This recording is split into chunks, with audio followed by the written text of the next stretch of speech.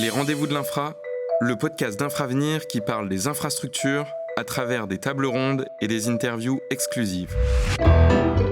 Mobilité, énergie, défis climatiques, infrastructure sociale. Toutes vos questions trouveront des réponses. Bonne écoute. Bonjour à tous. Alors tout d'abord, merci au cabinet Bredin pour l'accueil. On va commencer avec cette table ronde Infravenir. Donc on continue le cycle transition énergétique aujourd'hui sur un sujet, les métaux critiques. Alors je vais vous faire une petite introduction du secteur tout d'abord. Alors les innovations technologiques développées pour accompagner la transition énergétique font appel à des minerais et des métaux raffinés utilisés dans le cadre de diverses utilisations. Les véhicules électriques, on pense au cobalt, au nickel, au lithium, les piles à combustible, le platine, le palladium, les technologies de l'éolien, le néodyme, l'aéronautique avec le titane et également les technologies du solaire photovoltaïque, le gallium.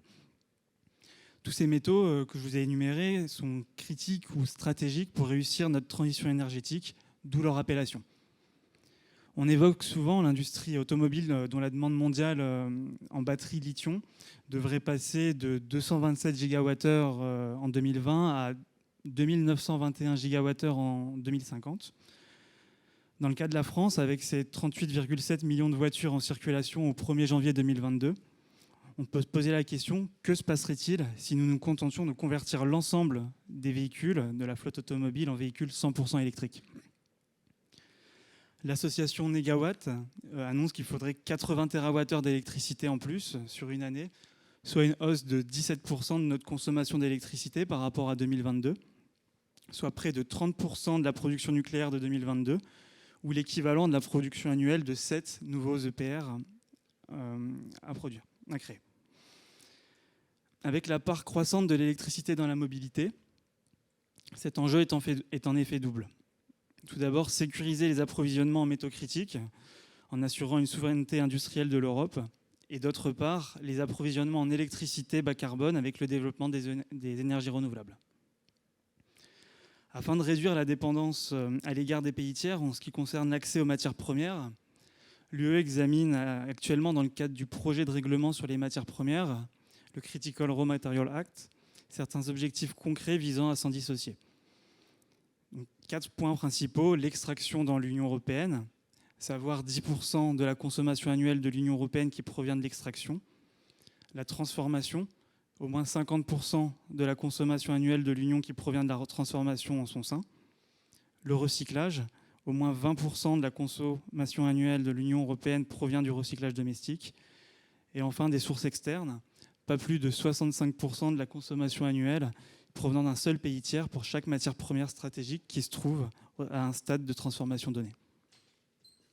Le projet de règlement sur les matières critiques, un règlement européen sur les batteries et leurs déchets a été adopté en juillet 2023 et imposera dès 2027 des niveaux minimums de plomb, de nickel, de lithium et de cobalt devant être réutilisés dans les nouvelles batteries mises en service ou importées au sein de l'Union européenne. Mais en France, l'enjeu des métaux critiques dans la transition énergétique n'est apparu qu'assez récemment dans le débat public. C'est en septembre 2021 que le gouvernement a confié à Philippe Varin, ancien président du directoire de PSA ou du conseil d'administration d'Areva, les missions de produire un rapport sur la sécurisation de l'approvisionnement de l'industrie française en matières premières minérales. Ce rapport a été remis en 2022 et a conduit le gouvernement notamment à mettre en place plusieurs instances de gouvernance et de réflexion publique, au premier chef desquels la délégation interministérielle aux approvisionnements en minerais et métaux stratégiques. Et je salue ici Benjamin Galzo qui dirige ce service et qui nous fait le plaisir d'être là ce soir. Ce rapport a également donné lieu au lancement en mai 2023 d'un fonds dédié aux métaux critiques de 2 milliards d'euros qui sera géré par Infravia avec un abondement de 500 millions d'euros de la part de l'État via la Caisse des dépôts et consignations. Ces derniers mois, on a vu aussi plein de projets surgir en France, que ce soit en matière d'extraction, de transformation ou de recyclage de métaux critiques. donc notamment le projet Agélie d'Eramet et d'électricité de Strasbourg en Alsace, le projet Émilie par Imerys dans l'Allier, le projet Arverne, Lithium de France et Renault, le projet de Stellantis et de Vulcan en Alsace, Géolith, Mekaware, le projet Veolia Solvay, et j'en oublie sans doute. C'est donc dans ce contexte que l'association Infravenir a souhaité aborder ce sujet, donc les perspectives de la filière française des métaux critiques. Et pour cela, nous avons l'immense plaisir d'accueillir 3 experts du secteur auxquels je demanderai de se présenter à tour de rôle. Donc d'abord, Ludovic Donati, directeur du projet Lithium Agélie d'Eramet. Bienvenue. Bonjour à tous, je suis Ludovic Donati, directeur du projet Lithium France pour Eramet et Électricité de Strasbourg. J'étais auparavant pendant 5 ans le directeur de la transformation numérique du groupe Eramet et je suis depuis 10 ans dans le groupe où j'ai occupé différentes fonctions de stratégie, de R&D et de relations investisseurs. J'ai par ailleurs aussi d'autres casquettes puisque je suis vice-président de la FNET, qui est une association qui réunit les correspondants de filières sur le numérique. Je suis membre du bureau du comité stratégique de filière mine et métallurgie et également dans une mission gouvernementale qui s'appelle la French Tech Corporate Community qui promeut la transformation numérique de l'industrie et des différents grands groupes. Romain Deschelette, ensuite Investment Director chez Infravia et donc qui est au sein du fonds Métaux Critiques. Bienvenue. Je vais essayer de parler fort. Absolument. Donc moi j'ai une particularité en plus, c'est que j'ai une double casquette encore d'infrastructures et de métaux. Infravia, on est une société de gestion spécialisée dans les infrastructures historiquement et on s'est diversifié dans d'autres verticales, dont les métaux critiques depuis quelques mois. Et je continue de finir certains investissements dans des projets infra en parallèle de nouveaux projets qu'on regarde via le fonds métaux critiques. Au cours de ma carrière, moi j'ai commencé chez Bouygues Construction dans des développements de gros projets d'infra. Il se trouve qu'à cette occasion, j'ai suivi des projets qui étaient sur des mines d'or au Mali, en Tanzanie à l'époque. Et au cours de ma carrière chez Infravia, l'investissement que j'ai fait était dans des infrastructures qui supportaient des actifs miniers, à la fois des mines et des usines de transformation de minerais en Finlande. Donc via cette casquette, aujourd'hui, je bascule d'un monde à l'autre. Qui est professeur aux mines PSL. Avec un doute, est-ce que ça marche ou est-ce que ça ne marche pas? Ça a l'air de marcher. Donc effectivement, je suis enseignant-chercheur à l'École des mines de Paris, dans un centre de recherche qui s'appelle le Centre de géosciences. Je suis plus précisément en enseignement responsable de ce qu'on appelle à l'école une option, c'est-à-dire un mini-domaine de spécialisation en dernière année, puisque c'est une école généraliste avant tout. Et ce mini-domaine de spécialisation s'intitule Sol et sous-sol. Et en fait s'oriente vers un nouveau nom qui va être ressources minérales pour la transition.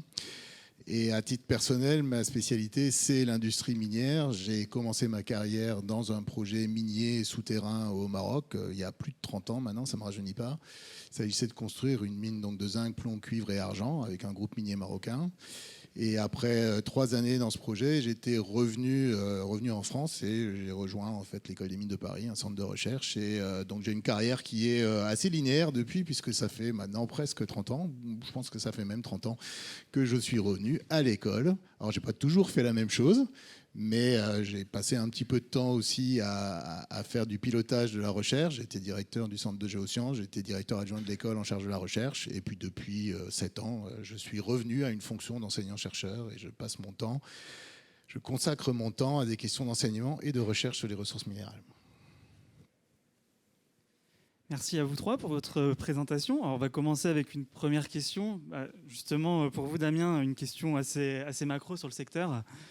Alors, les matières premières qu'on appelle critiques sont des matières sur lesquelles en fait, il pèse un risque sur la chaîne d'approvisionnement, soit parce qu'elles sont concentrées dans un très petit nombre de pays, soit parce qu'elles font face à une stabilité politique des pays fournisseurs qui est très limitée, alors qu'elles présentent un intérêt économique ou industriel qui est fort pour les pays demandeurs. Ces matières elles peuvent être aussi bien des métaux que des éléments chimiques. Elles sont répertoriées par la Commission européenne tous les 3 ans depuis 2011. Elles sont aujourd'hui au nombre de 34. Et donc pour en venir à la question, est-ce que vous pourriez nous présenter les enjeux d'approvisionnement, nous présenter en quelques quelques termes la filière, et peut-être en simplification, comme on avait présenté en introduction, se concentrer, alors il y a beaucoup de métaux, on peut peut-être se concentrer sur ceux dont la demande est la plus tendue, savoir peut-être ceux qui sont utilisés dans les batteries Li-ion, tout d'abord. Ok, alors la question est assez large, donc je vais essayer de répondre en me concentrant effectivement sur des métaux qui, à mon sens, sont aujourd'hui les métaux peut-être les plus problématiques. Alors, je vais les donner dans un ordre qui n'est pas totalement neutre de mon point de vue. Je vais commencer par le lithium, je vais continuer par le cuivre que vous attendiez peut-être pas parce qu'il n'est pas dans les batteries des voitures. Et puis je vais finir par le cobalt et le nickel. Pour moi, c'est les substances qui sont peut-être les plus sensibles aujourd'hui. Les deux dernières étant, de mon point de vue, alors on pourra en reparler après, je pense, moins sensibles que les précédentes, puisqu'on a d'autres technologies que les batteries NMC et qu'on pourrait très bien se passer du nickel et du cobalt pour faire des voitures électriques. Mais on va peut-être un petit peu trop vite là. Donc pour revenir à la question qui est finalement quelles sont les grandes caractéristiques de la production de ces substances et des problèmes qui peuvent être liés à leur approvisionnement en Europe. Bah, dans ces substances qu'on vient d'évoquer, il y a des choses qui vont être communes et puis il y a des choses qui vont être différentes. Donc je vais séparer ces deux choses-là. Premier point, les choses qui sont communes. Dans tous les cas, on exploite des ressources qui sont des ressources finies, du sous-sol, non renouvelables. Et donc dans tous les cas, on a une question qui n'est pas vraiment la question que vous avez posée, mais que je pense qu'il faut quand même aborder à un moment, qui est une question de finitude de ces ressources et potentiellement d'épuisement. Et là, c'est un sujet qui est quand même important parce que qui donne lieu à beaucoup de mauvaises compréhensions, beaucoup d'incompréhension dans le public en général, parce qu'on parle dans le domaine minier de réserves et de ressources, et ces deux mots ont un sens très précis. Une ressource, c'est un tonnage identifié avec du cuivre, du cobalt, tout ce que vous voulez. On sait où il est. Ça ne devient une réserve que le jour où on a démontré que c'est techniquement et économiquement exploitable. Et donc, en fait, on se retrouve toujours avec des réserves qui sont beaucoup plus faibles que les ressources. Et on se retrouve toujours avec des gens qui, à un moment donné, vont vous dire « Ah tiens, on a 890 millions de tonnes de réserves de cuivre, on en consomme 20 millions par an, donc dans 40 ans, on n'en aura plus. » Mais si vous faites un petit peu d'historique, vous vous rendrez compte qu'en 1960, la durée de vie du cuivre, c'était 40 ans. Qu'en 2000, la durée de vie du cuivre, c'était 40 ans. Qu'aujourd'hui, c'est toujours 40 ans. Et en fait, quand on y réfléchit un petit peu, on comprend que les entreprises vont renouveler leurs réserves au fur et à mesure des besoins. Et quand on trace la courbe des réserves dans le temps, ce n'est pas du tout un truc décroissant, c'est un truc croissant. C'est toujours 40 années de production si on prend le cuivre, et ça marche très très bien. Il n'y a pas de slide là, mais ça peut se démontrer très facilement. Donc, si on se pose ces questions sur le long terme, les réserves, ce n'est pas un bon critère. Les ressources, c'en est peut-être un. Et je ne vais pas rester trop longtemps sur ce sujet, je le promets, mais typiquement, les ressources, sur le cuivre, on me dit aujourd'hui qu'on a 3500 millions de tonnes de ressources de cuivre identifiées dans le monde. Alors ça, peut-être que c'est un chiffre relativement solide. On peut peut-être encore trouver des choses, mais ça fait longtemps qu'on s'intéresse au cuivre. Il y a 10 ans ou 15 ans, quand on a commencé à s'intéresser au lithium, on avait 13 millions de tonnes de ressources identifiées. Aujourd'hui, on en a 90. Voilà. Donc dès qu'on s'intéresse à une substance à laquelle on ne s'intéressait pas vraiment avant, on se rend compte très rapidement qu'on arrive à identifier des ressources un petit peu partout. Je vais arrêter avec ce sujet qui n'était pas vraiment celui de la question. La deuxième aspect des gisements, c'est que les gisements, ils sont là où la nature a bien voulu les mettre. Et donc, effectivement, on a tout de suite un problème géopolitique quand on commence à parler de ressources.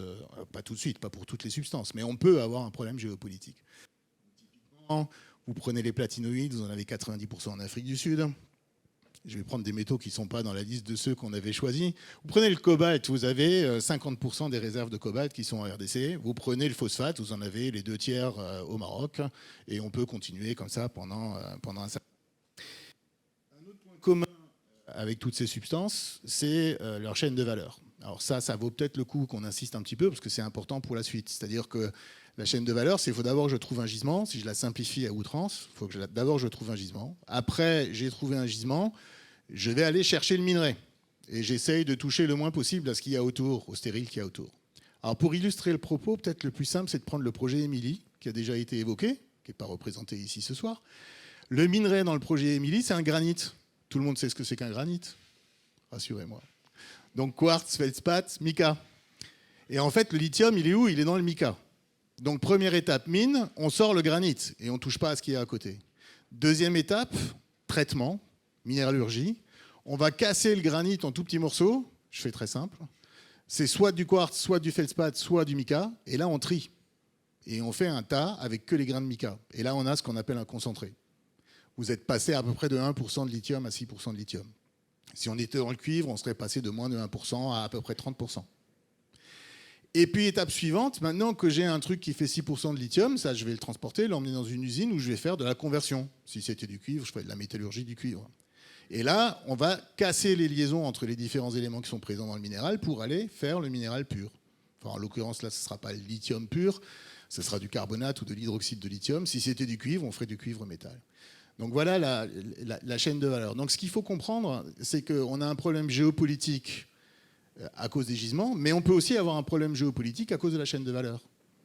J'ai dit tout à l'heure, la RDC, c'est 50% des réserves de cobalt. La RDC, c'est 70% de la production primaire de cobalt aujourd'hui. C'est-à-dire que ce pays produit plus aujourd'hui que sa part de réserve. Par contre, le cobalt métal disponible dans le monde, c'est 2/3 la Chine. Autrement dit, vous avez beaucoup de concentrés de cobalt qui vont partir de RDC, qui vont partir en Chine, et c'est la Chine qui va faire la transformation en métal. Et vous avez des choses similaires à peu près pour tout. Le lithium n'est pas du tout concentré en Chine, pourtant l'essentiel des éléments de batterie à base de lithium-ion vont venir de Chine. Voilà. Donc il y a cet aspect géopolitique qui intervient donc partout dans la chaîne de valeur. Un deuxième élément important sur cette chaîne de valeur, c'est que l'industrie minière est une industrie à forte intensité capitalistique.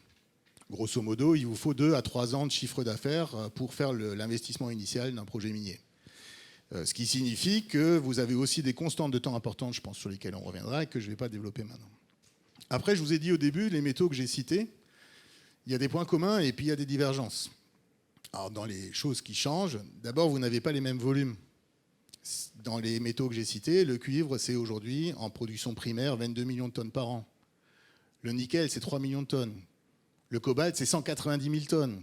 Le lithium, c'est 130 000, lithium métal. 6 fois plus si vous parlez en carbonate de lithium. Donc, des tailles de marché différentes qui ne vont pas réagir de la même manière à une sollicitation. Deuxième élément, vous avez une structure de marché qui n'est pas forcément la même. Alors, je vais juste prendre le nickel pour expliquer. Mais quand on dit 3 millions de tonnes de nickel, si on ne dit que ça, on va beaucoup trop vite, en fait. Parce que dans ces 3 millions de tonnes de nickel, il y en a à peu près la moitié qui est de classe 1 et l'autre moitié qui est de classe 2. Le nickel de classe 2, ça fait de l'acier inox, ça fait du ferro-nickel, puis de l'acier inox, mais ça ne fait certainement pas des batteries, à moins de faire une transformation complémentaire. Et puis vous avez un troisième point qui est quelle est la dynamique du marché en question. Et là, je voudrais juste insister sur un point qui est qu'on a des substances qui sont des substances principales, et on a des substances qui sont des sous-produits. Donc quand vous avez une substance comme le cobalt, 190 000 tonnes par an mondialement, dont 2000 produits dans une mine de cobalt au Maroc, et tout le reste produit dans des mines de nickel ou des mines de cuivre. Autrement dit, vous pouvez envoyer le signal prix que vous voulez sur le marché du cobalt. S'il n'y a pas un signal prix sur le cuivre ou un signal prix sur le nickel, il ne se passera rien en termes de production de cobalt. Il n'y a que les 2000 qui peuvent éventuellement bouger.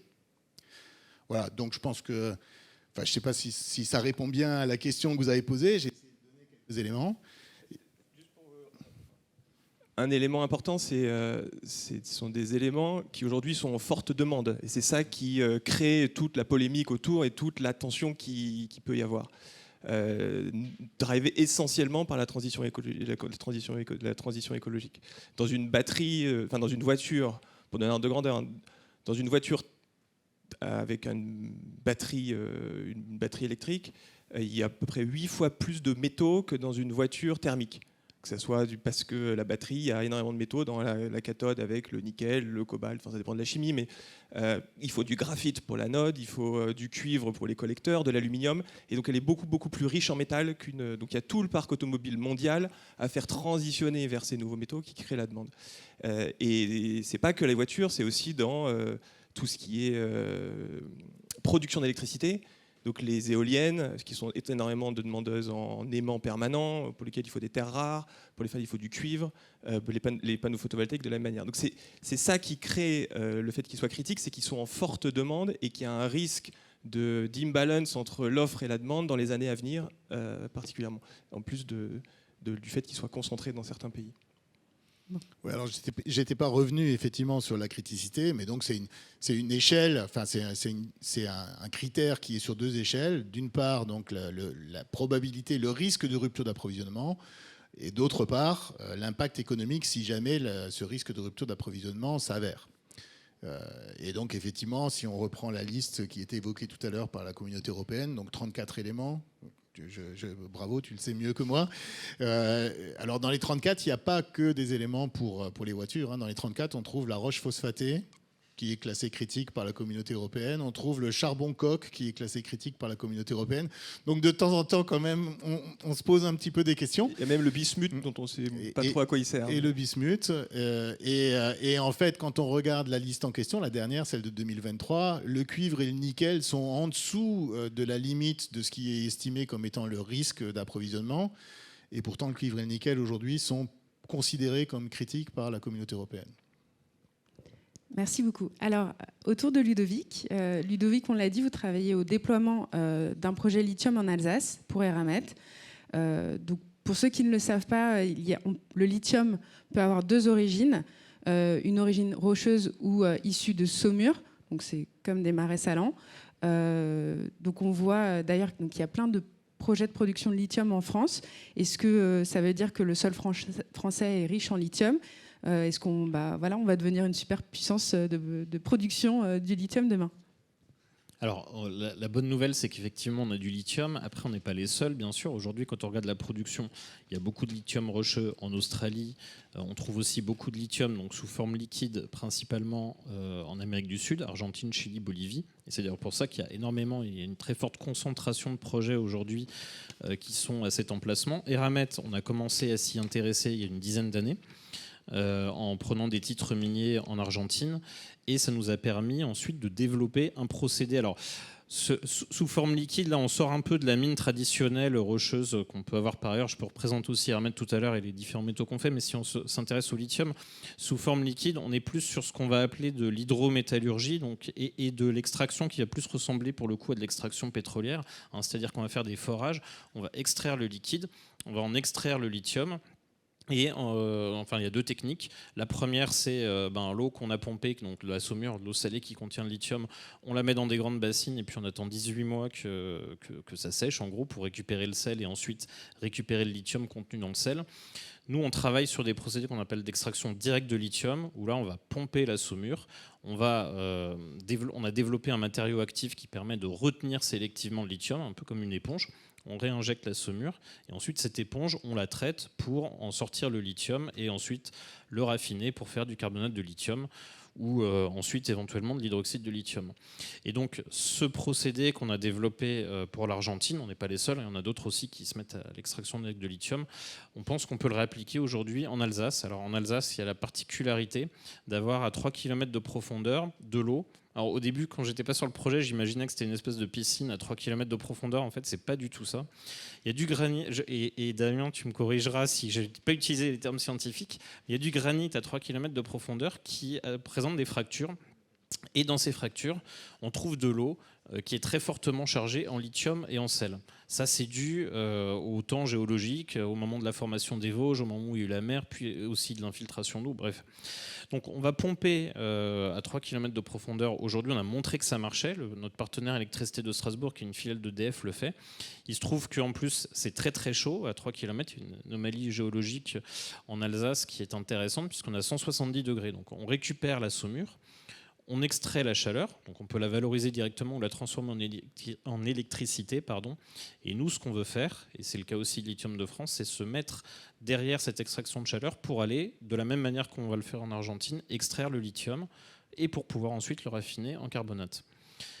Et par rapport à la question initiale, oui, il y a aussi avec les plans de transition écologique la volonté de rouvrir l'inventaire minier et donc d'avoir une idée beaucoup plus précise de ce qu'on a dans différentes parties de notre territoire. Et en particulier, oui, on a du lithium. Après, compte tenu de la taille de la France, je pense qu'on ne sera pas jamais le premier producteur mondial de lithium par rapport à toutes les mines qui existent et les concentrations. Peut-être une dernière comparaison sur le lithium. En Argentine, en Chili, Bolivie, on est à des concentrations qui sont au minimum à 450 mg par litre. Ça peut monter jusqu'à 1 à 2 grammes par litre pour les très fortes concentrations. En Alsace, aujourd'hui, on va plutôt être aux alentours de 180-200 mg par litre. Donc derrière, il y a aussi des questions en tant qu'industriel qu'on peut se poser entre aller extraire en France avec des concentrations qui sont moindres. Mais l'intérêt, c'est qu'il y a aussi de la chaleur qu'on peut décarboner, qu'on va être en filière courte avec les gigafactories. Et puis des projets à l'international qui sont plus concentrés, mais avec, et ça Damien l'a bien souligné, avec des risques pays aussi et géopolitiques qui sont différents. Donc c'est tout ça qu'il faut mettre dans la balance après. Mais compte tenu des tendances et des besoins croissants qu'on a sur les années à venir, on est tout à fait optimiste sur le fait que de l'extraction de lithium en France, il y en a besoin et on sera au rendez-vous. Et du coup, un projet d'extraction de lithium comme celui-ci, ça met combien de temps à développer, et surtout par rapport à un projet minier classique ?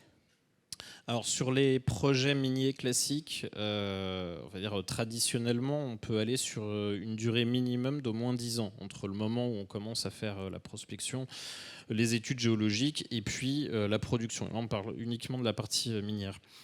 Nous, on a pour objectif de produire au moins 10 000 tonnes de carbonate de lithium avant la fin de la décennie. Donc là, il nous reste à peu près 5-6 ans, je pense, avant d'être pleinement en production. Mais on a aussi beaucoup d'études auparavant qui ont été faites, qui permettent d'avoir une bonne connaissance du sous-sol, qu'on est encore en train d'approfondir.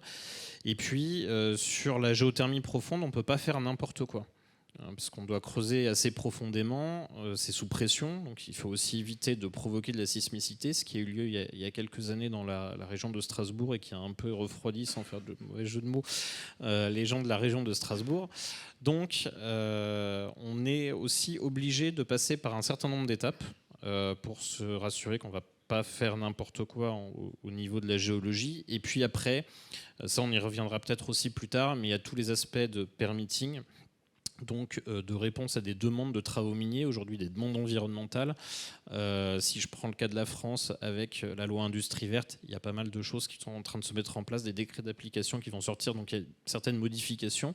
On a la direction interministérielle DIAMS qui nous accompagne, enfin, avec qui on échange régulièrement à ce sujet pour voir comment est-ce qu'on peut arriver au maximum à paralléliser les demandes. Après, le dernier sujet, c'est l'acceptabilité.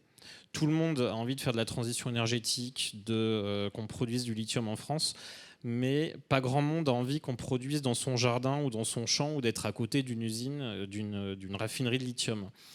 Donc ça nécessite aussi de travailler l'acceptabilité, de travailler dans les territoires, donc de bien les mailler, de bien connaître les municipalités, de bien connaître la région, et de travailler aussi avec les différentes associations, qu'elles soient locales ou nationales. Voilà, parce qu'il y a aussi des grands enjeux autour de la transition énergétique qui fait que tout le monde n'est pas forcément d'accord avec le fait qu'il faut produire beaucoup plus de métaux. Il y en a qui tendent aussi à la décroissance. Donc voilà, il y a certaines influenceuses en particulier avec lesquelles il faut qu'on discute pour arriver à trouver une vision commune. Voilà. Merci. La transition est toute trouvée, du coup on va parler financement et on va en profiter pour profiter de l'expérience de Romain qui est à cheval entre l'infrastructure et du coup le secteur minier. On se rend compte qu'on est du coup loin de ces standards des projets en infrastructure. Vous parliez, Ludovic, avant des projets d'une dizaine d'années pour faire naître un projet de lithium.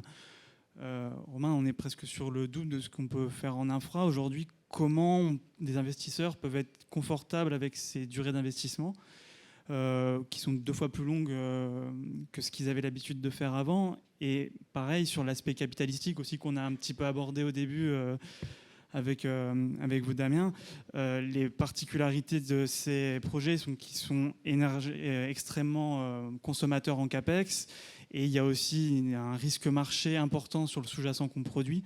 Quels sont les détails, en fait, comment on pourrait un peu détailler et présenter les risques en termes de structuration et de financement de ces projets ? Alors, sur le premier point, déjà, effectivement, la durée de vie d'un projet minier, de son origine jusqu'à sa production, est beaucoup plus longue que ce qu'on peut avoir l'habitude de voir en infrastructure.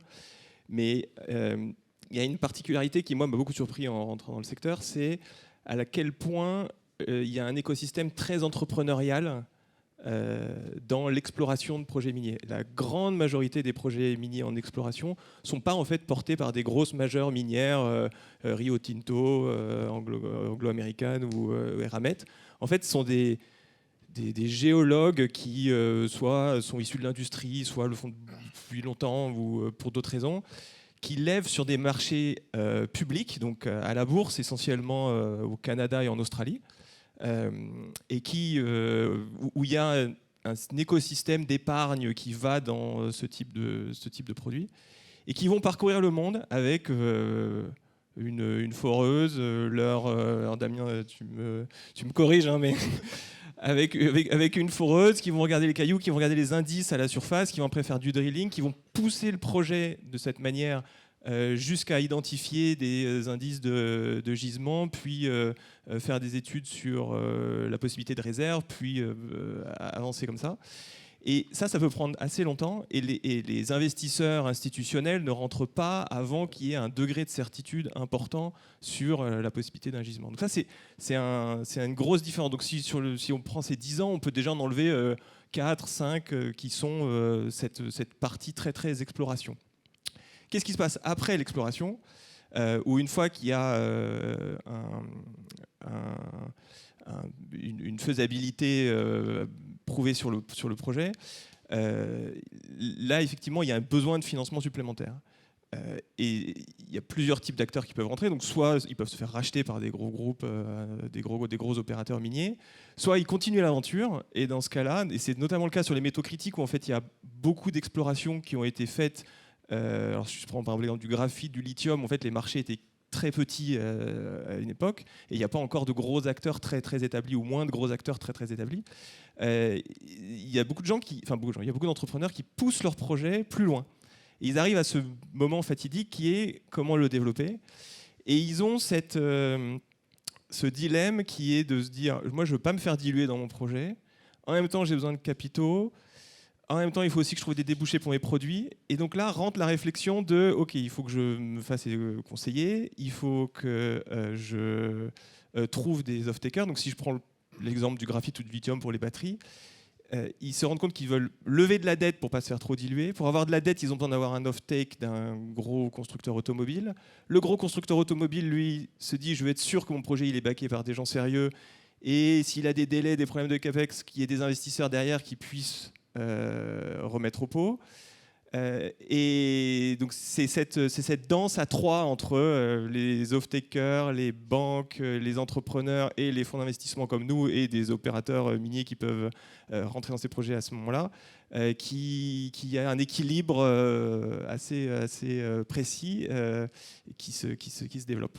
Donc ça, c'est un peu pour la différence avec en tout cas dans la typologie des projets. Après, une fois qu'on arrive à ce moment où on est proche de la construction, donc là, les risques, il y a certains risques qui sont très très similaires à ceux de l'infrastructure, hein, qui sont des risques de permitting, qui sont des risques d'impact environnementaux, qui sont des risques de capex, de délai. Donc ça, c'est relativement similaire, même avec même s'il y a des spécificités.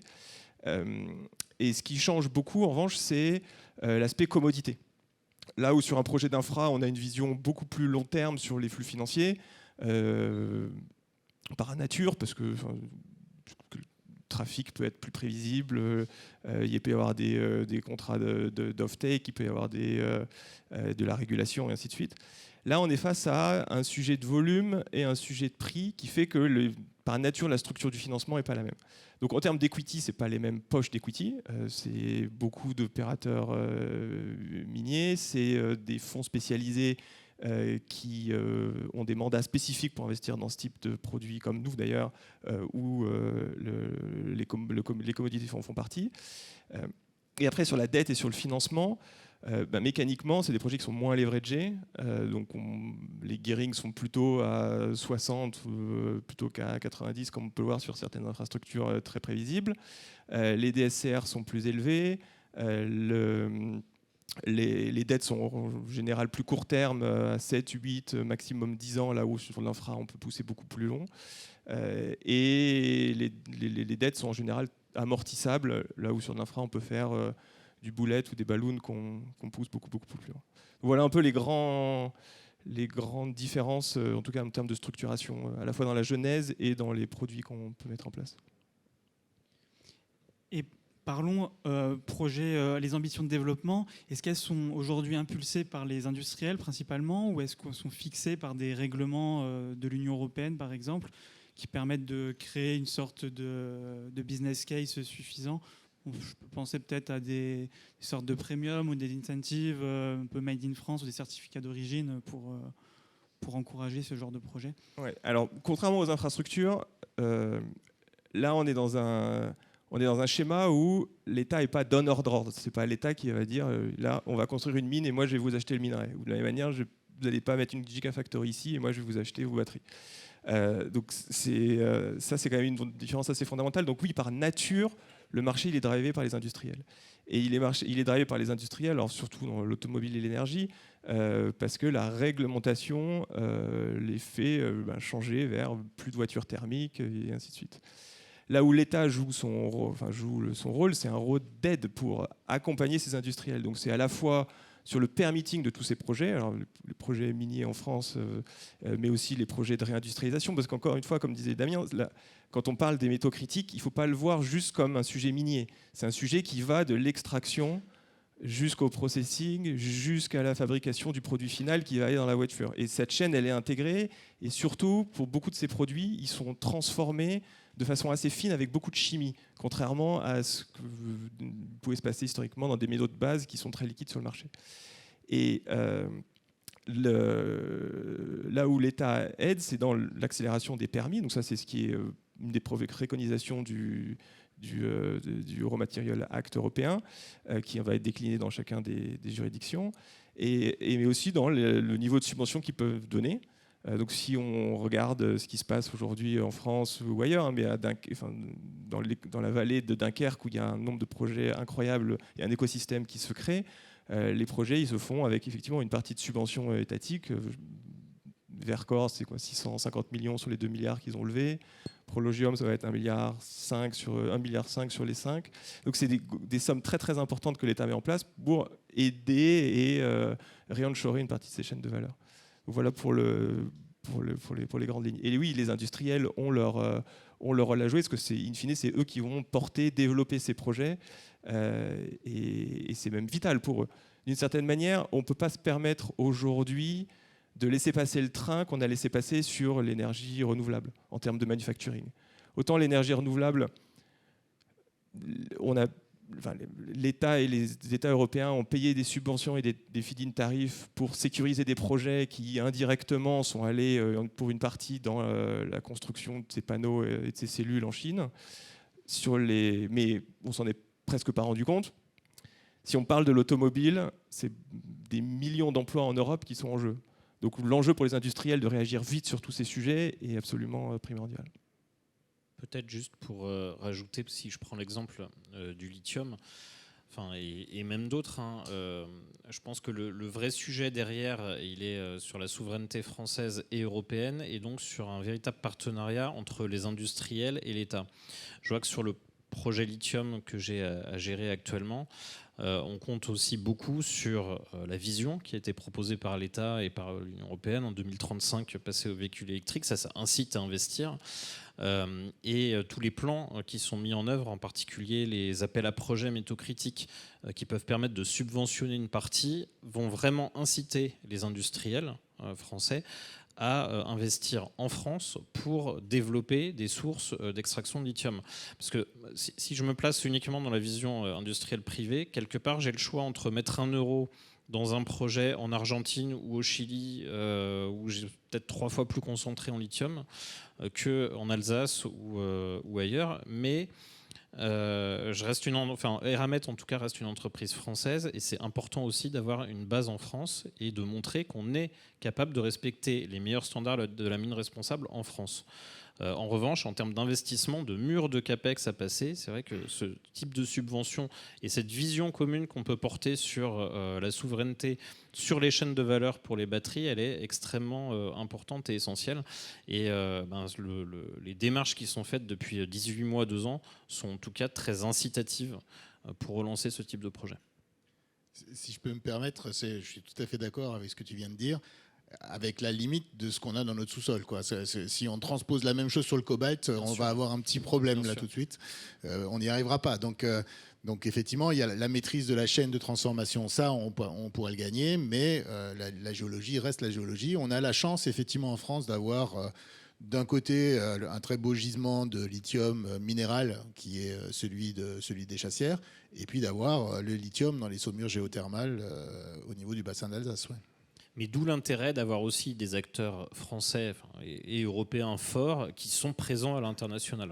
Donc on a la chance, je ne fais pas faire que de la pub pour Eramet, mais on a de la chance d'avoir Eramet qui possède des gisements de nickel. Alors, il y a la Nouvelle-Calédonie, il y a l'Indonésie, le manganèse au Gabon. Et donc là, on retombe aussi sur les enjeux géopolitiques du partage de la valeur et de à qui appartient le sous-sol et comment est-ce qu'on se partage sur la chaîne de valeur. Mais en tout cas, c'est important aussi d'avoir des acteurs industriels qui sont présents à l'international avec une base française. Tout ça nous ramène effectivement pourquoi on fait tout ça et les besoins qu'on anticipe d'ici à 2050, notamment en matière automobile. Donc c'est ce qu'on disait, c'est qu'entre 2022 et 2050, notamment pour les batteries lithium-ion, on pense qu'on va devoir augmenter la demande en lithium de plus de 20 fois. Et Damien, je voulais vous poser la question, est-ce que c'est totalement raisonnable de penser qu'on va transformer tout le parc automobile actuel, et plus en anticipant la croissance de la population, en utilisant ces niveaux de métaux critiques? Je crois que la réponse, vous l'avez déjà. On a déjà pas mal discuté de temps de développement de projets miniers, etc. Donc non, c'est pas totalement raisonnable ce qu'on est en train d'envisager aujourd'hui dans les scénarios de l'AIE. Alors, je vois que je fais réagir. Donc, si on regarde les scénarios de l'AIE aujourd'hui, les dernières mises à jour des scénarios de l'AIE, on va passer de 26 millions de tonnes de cuivre en 2022 à 40 millions de tonnes de cuivre en 2050. On va passer de 3 millions de tonnes de nickel à 6,5 dans le même laps de temps, de 190 000 tonnes de cobalt à 500 000 dans le même laps de temps, avec une matière non pilotable, comme je le disais tout à l'heure. Et puis du lithium, alors là, on passe de 130 000 à 1250. Alors ça ne fait pas les 22, mais les 22, c'est sur la partie qui est lithium pour les batteries. C'est pour ça qu'on n'a pas le même chiffre quand on prend les deux. Alors, je vais revenir quand même un petit peu sur ce que disait Romain tout à l'heure, qui a parlé de l'environnement des juniors minières et de la manière de laquelle les projets miniers se développent. Les juniors, la plupart d'entre elles, en fait, il y en a qui cherchent à devenir des producteurs. La plupart d'entre elles ne cherchent pas à devenir producteurs. La plupart d'entre elles cherchent à identifier un gisement et puis après à trouver la major minière mondiale qui va leur racheter le gisement. Et donc très souvent, les juniors vont s'arrêter quand elles ont assez d'éléments de preuve pour pouvoir valoriser quelque chose. Et à ce stade-là, j'ai peut-être 1 sondage, 2 sondages, 3 sondages, mais je ne suis pas encore à un point où j'ai une idée claire du gisement que je vais pouvoir exploiter. Donc les constantes de temps, je reviens sur cette histoire de constante de temps de l'industrie minière, parce que parfois je suis face à des gens qui me disent « mais enfin, ouais, c'est parce que vous êtes vieux, là, les mineurs, que vous avez oublié d'évoluer, vous avez oublié que l'innovation, ça existe, qu'aujourd'hui on fait beaucoup plus vite qu'avant. Quand on a inventé la télé, il a fallu des années pour que ça soit démocratisé. Quand on a inventé le smartphone, ça s'est fait en moins d'1 an. » Bon, vous voyez un peu le genre de discours. Vous pouvez toujours essayer d'appliquer ce genre de discours à l'industrie minière. Alors peut-être à la fin, vous allez me dire que je suis vraiment vieux, mais je vais finir ma phrase. Vous allez avoir une petite difficulté. Vous commencez avec 3 sondages. Vous n'allez pas mettre $1 milliard d'investissement parce que vous avez 3 sondages et que vous avez une vague idée de quelque chose qui pourrait être un gisement. C'est pas possible. C'est beaucoup trop risqué. Donc vous allez commencer par faire une première campagne de sondage où vous allez mettre un sondage tous les 100 mètres ou tous les 200 mètres pour essayer de délimiter votre truc. Ça va vous prendre 1 an. Ensuite, vous allez dire « Ah bah oui, ça se présente pas trop mal, donc je veux bien remettre un petit peu d'argent pour faire une deuxième campagne de sondage. » Vous allez mettre encore des sondages autour et puis densifier un peu vos sondages pour être rassuré sur le fait que quand vous avez du cuivre là et du cuivre là, il y en a bien au milieu, que vous n'avez pas juste un peu de cuivre là et un peu de cuivre là, et puis après vous allez venir et il n'y a rien nulle part, quoi. Donc vous densifiez vos sondages et puis après vous arrivez à la 3e phase. Donc là vous en avez, je vais dire, au minimum pour 3 ans déjà pour être sûr que vous avez vraiment un gisement et que vous avez quelque chose sur quoi travailler. À ce moment-là, vous faites une étude de faisabilité. Alors j'insiste un tout petit peu, mais il faut bien comprendre que dans l'industrie minière, on travaille avec un objet qu'on ne connaît pas. C'est un objet naturel qui a été fabriqué par l'histoire géologique. Et alors les mineurs parfois disent on ne connaît un gisement que quand on a fini de l'exploiter. C'est une absurdité complète. On ne connaît, quand on a fini d'exploiter, que ce qu'on a exploité. Si ça se trouve, à côté, il y avait la même chose et on est passé à côté, on ne s'en est même pas rendu compte pendant les 15 ans où on était en train d'exploiter. Donc il y a une dimension risque qui est extrêmement grande. Et cette dimension risque, il faut essayer de l'alléger un petit peu. Pour l'alléger, forcément, il vous faut du temps. Il vous faut du temps pour faire des prospections complémentaires, etc. Puis après vient la partie technique. J'ai trouvé, par exemple, un gisement de lithium à 500 mètres de profondeur. Et la première chose qu'il va falloir que je fasse, il faut que je fasse un puits pour descendre à 500 mètres de profondeur. Ou il faut que je fasse un tunnel pour descendre à 500 mètres de profondeur. Un puits, dans l'industrie minière, c'est 1 mètre par jour. Si vous voulez descendre à 500 mètres, ça va faire 500 jours. Et si vous faites ça sous forme de tunnel, il vous faut 10 mètres de tunnel à 15% de pente pour descendre de la même chose qu'1 mètre. Et donc, vous allez, pas tout à fait 10 mètres, mais presque, et donc vous allez vous retrouver avec des kilomètres de tunnel à faire que vous faites à raison de 10 mètres par jour, et vous en avez de nouveau pour 2 ans pour arriver en bas. Et quand vous êtes arrivé en bas, vous êtes au fond d'un truc qui est un cul-de-sac, et votre gisement, il est à 100 mètres ou à 200 mètres, vous n'avez aucun accès au gisement, vous n'avez pas de quoi casser le caillou, vous n'avez pas de quoi le remonter en surface. Enfin, voilà, je vais m'arrêter là, c'est juste pour vous faire comprendre que les constantes de temps de l'industrie minière, c'est quand même quelque chose d'extrêmement fort. Et on les a évoquées tout à l'heure, on a dit sur le lithium, on peut y arriver en 8 ans. C'est le pari aujourd'hui aussi d'Imerys sur le gisement Émilie. Et j'ai envie de dire, oui, on peut sans doute y arriver en 8 ans sur le lithium, parce qu'on est souvent sur des gisements qui sont relativement simples quand on est sur du lithium rocheux. On va faire des trucs à ciel ouvert, sauf en France, sauf Émilie. Si on essaye de le faire en ciel ouvert, je pense qu'on risque fort de se rendre compte à la fin qu'on n'aura rien fait du tout. Donc on préfère l'envisager d'emblée en souterrain. Mais en règle générale, vous allez ailleurs, vous allez en Australie, vous allez avoir des gisements à ciel ouvert, des mines qui vont descendre à 200-300 mètres de profondeur, le minerai qui affleure, donc ça va taper vite dans le minerai. Il vous faut le temps de construire l'usine. Et là, on y arrive. 6, 7, 8 ans, peut-être on y arrive. La même stade pour les gisements de cuivre, c'est 16 ans. C'est-à-dire que si on dit aujourd'hui que dans 20 ans, on veut avoir doublé la production de cuivre, ça signifie qu'il faut qu'aujourd'hui, grosso modo, on est en projet. En démarrage de projet, il faut qu'on ait l'équivalent de la prod mondiale actuelle. Donc je suis un peu sceptique sur les vitesses de croissance de la production qui sont envisagées, par exemple, sur le lithium. En fait, si je le dis autrement, je vois que le processus qui est suivi aujourd'hui, c'est un processus où on a un scénario du GIEC, on a quelqu'un qui prend en main le scénario, l'AIE en l'occurrence, qui dit en termes de mobilité, voilà ce qu'il faut faire pour arriver à être dans les clous pour les 4 degrés et les 2 degrés. Et puis après, vous allez trouver des gens comme Emmanuel H. à l'IFPEN qui vont vous dire, ah tiens, en fonction de ce qui a été décidé comme trajectoire, combien il faut de lithium. Et puis derrière, tout à la fin, vous allez trouver des industriels, des acteurs de l'industrie minière qui vont dire « Ah oui, quand même, mais il va falloir qu'on se lève de bonne heure. » Donc en gros, je ne sais pas si la question allait jusque-là, mais sans recyclage, j'ai du mal à imaginer qu'on soit capable d'atteindre les chiffres et les croissances qu'on envisage aujourd'hui. Peut-être juste un dernier point. Donc effectivement, il y a le recyclage. Et pour rebondir...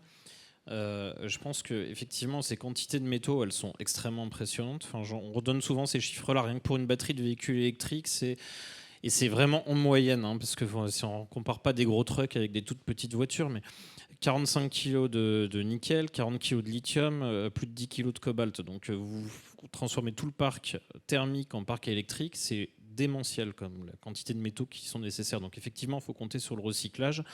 Et je pense que ça s'accompagne dans une vision plus holistique de qu'est-ce qu'on veut de cette transition énergétique et de comment est-ce qu'on repense la mobilité et le territoire. C'est peut-être pas en transformant en un pour un tous les véhicules électriques qu'on va s'en sortir, mais c'est aussi en repensant les mobilités, c'est ce qui est en train de commencer à être fait au sein des territoires et des différents types de mobilité. Voilà, c'était juste pour ajouter ce petit point. Et peut-être pour ajouter aussi un mot sur... donc ça dépend des commodités, mais le lithium, graphite, c'est moins le cas, mais sur les métaux de base qui accompagnent la transition énergétique, si je prends le cuivre ou le nickel, peut-être préciser à l'audience qu'il y a une baisse continue des teneurs qui font que les capex sont de plus en plus gros. Donc il y a de moins en moins de métal pur, entre guillemets, dans le même volume, ce qui fait qu'il faut déplacer de plus en plus de volume avec des capex de plus en plus importants, et de fait sur des projets qui sont de plus en plus gros et de plus en plus chers à exploiter, qui rend l'équation particulièrement difficile. Oui, typiquement, il y a un siècle, on exploitait le cuivre en moyenne dans le monde à 2% à peu près de teneur dans les gisements. Aujourd'hui, on est à 0,8. On estime qu'on est à peu près à 0,8 en moyenne mondiale. Et on sait que effectivement, les gisements les plus faciles, les plus riches, on les a exploités. Donc on sait qu'au fur et à mesure que les années passent, on va aller vers des teneurs moyennes d'exploitation qui vont être plus faibles. Et donc des projets plus gros et plus chers. Pour faire plus de métal, donc encore plus gros et encore plus cher pour pouvoir faire encore plus de métal avec des minerais moins riches. Donc justement, vous abordiez la question du recyclage qui va devenir très importante dans quelques années, donc qui va constituer une grosse part de nos ressources en métaux critiques. Damien, si vous pouvez nous expliquer quelles sont les solutions aujourd'hui pour recycler les métaux critiques. Alors les solutions pour recycler les métaux critiques, c'est qu'il faut déjà arriver à les avoir sous la main et donc à mettre en œuvre des procédés de récupération et de recyclage des substances qui sont dans les produits qu'on arrive à recycler. Je vais faire un tout petit pas en arrière. Après avoir dit qu'on s'en sortirait pas sans le recyclage, je vais dire qu'il ne faut pas non plus se tromper sur le potentiel du recyclage. Alors, il faut du recyclage, hein. Ne me faites pas dire que j'ai dit qu'il ne fallait pas de recyclage. Il faut absolument du recyclage. Mais quand vous êtes dans une économie en croissance, 3% de croissance par an pendant 25 ans, c'est x2. Si on prend la durée de vie du cuivre dans ses utilisations, on est à plus de 25 ans. C'est-à-dire que si vous recyclez tout le cuivre que vous injectez dans l'économie aujourd'hui, le jour où vous le recyclez, plus de 25 ans après, si vous avez eu 3% de croissance, de toute façon, même si vous recyclez tout, vous n'aurez que la moitié du cuivre dont vous avez besoin. Donc ça, c'est quand même, je sais que j'enfonce une porte ouverte, mais de temps en temps, je pense que c'est nécessaire de revenir sur des choses comme ça. Le deuxième point sur lequel je voulais revenir, parce qu'on parle beaucoup du recyclage, et on met souvent en avant le recyclage comme étant la solution qui va tout régler, il faut avoir quelque chose à recycler. Si vous vous intéressez au lithium aujourd'hui, le marché du lithium il y a quelques années, c'était rien. Aujourd'hui, le marché du lithium, c'est 100 000, 130 000 tonnes. De ces 130 000 tonnes, c'est 80% batterie. Et qu'est-ce qui fait la croissance? C'est la batterie. Donc, il n'y a pas de stock de lithium à recycler aujourd'hui pour fabriquer les batteries de demain.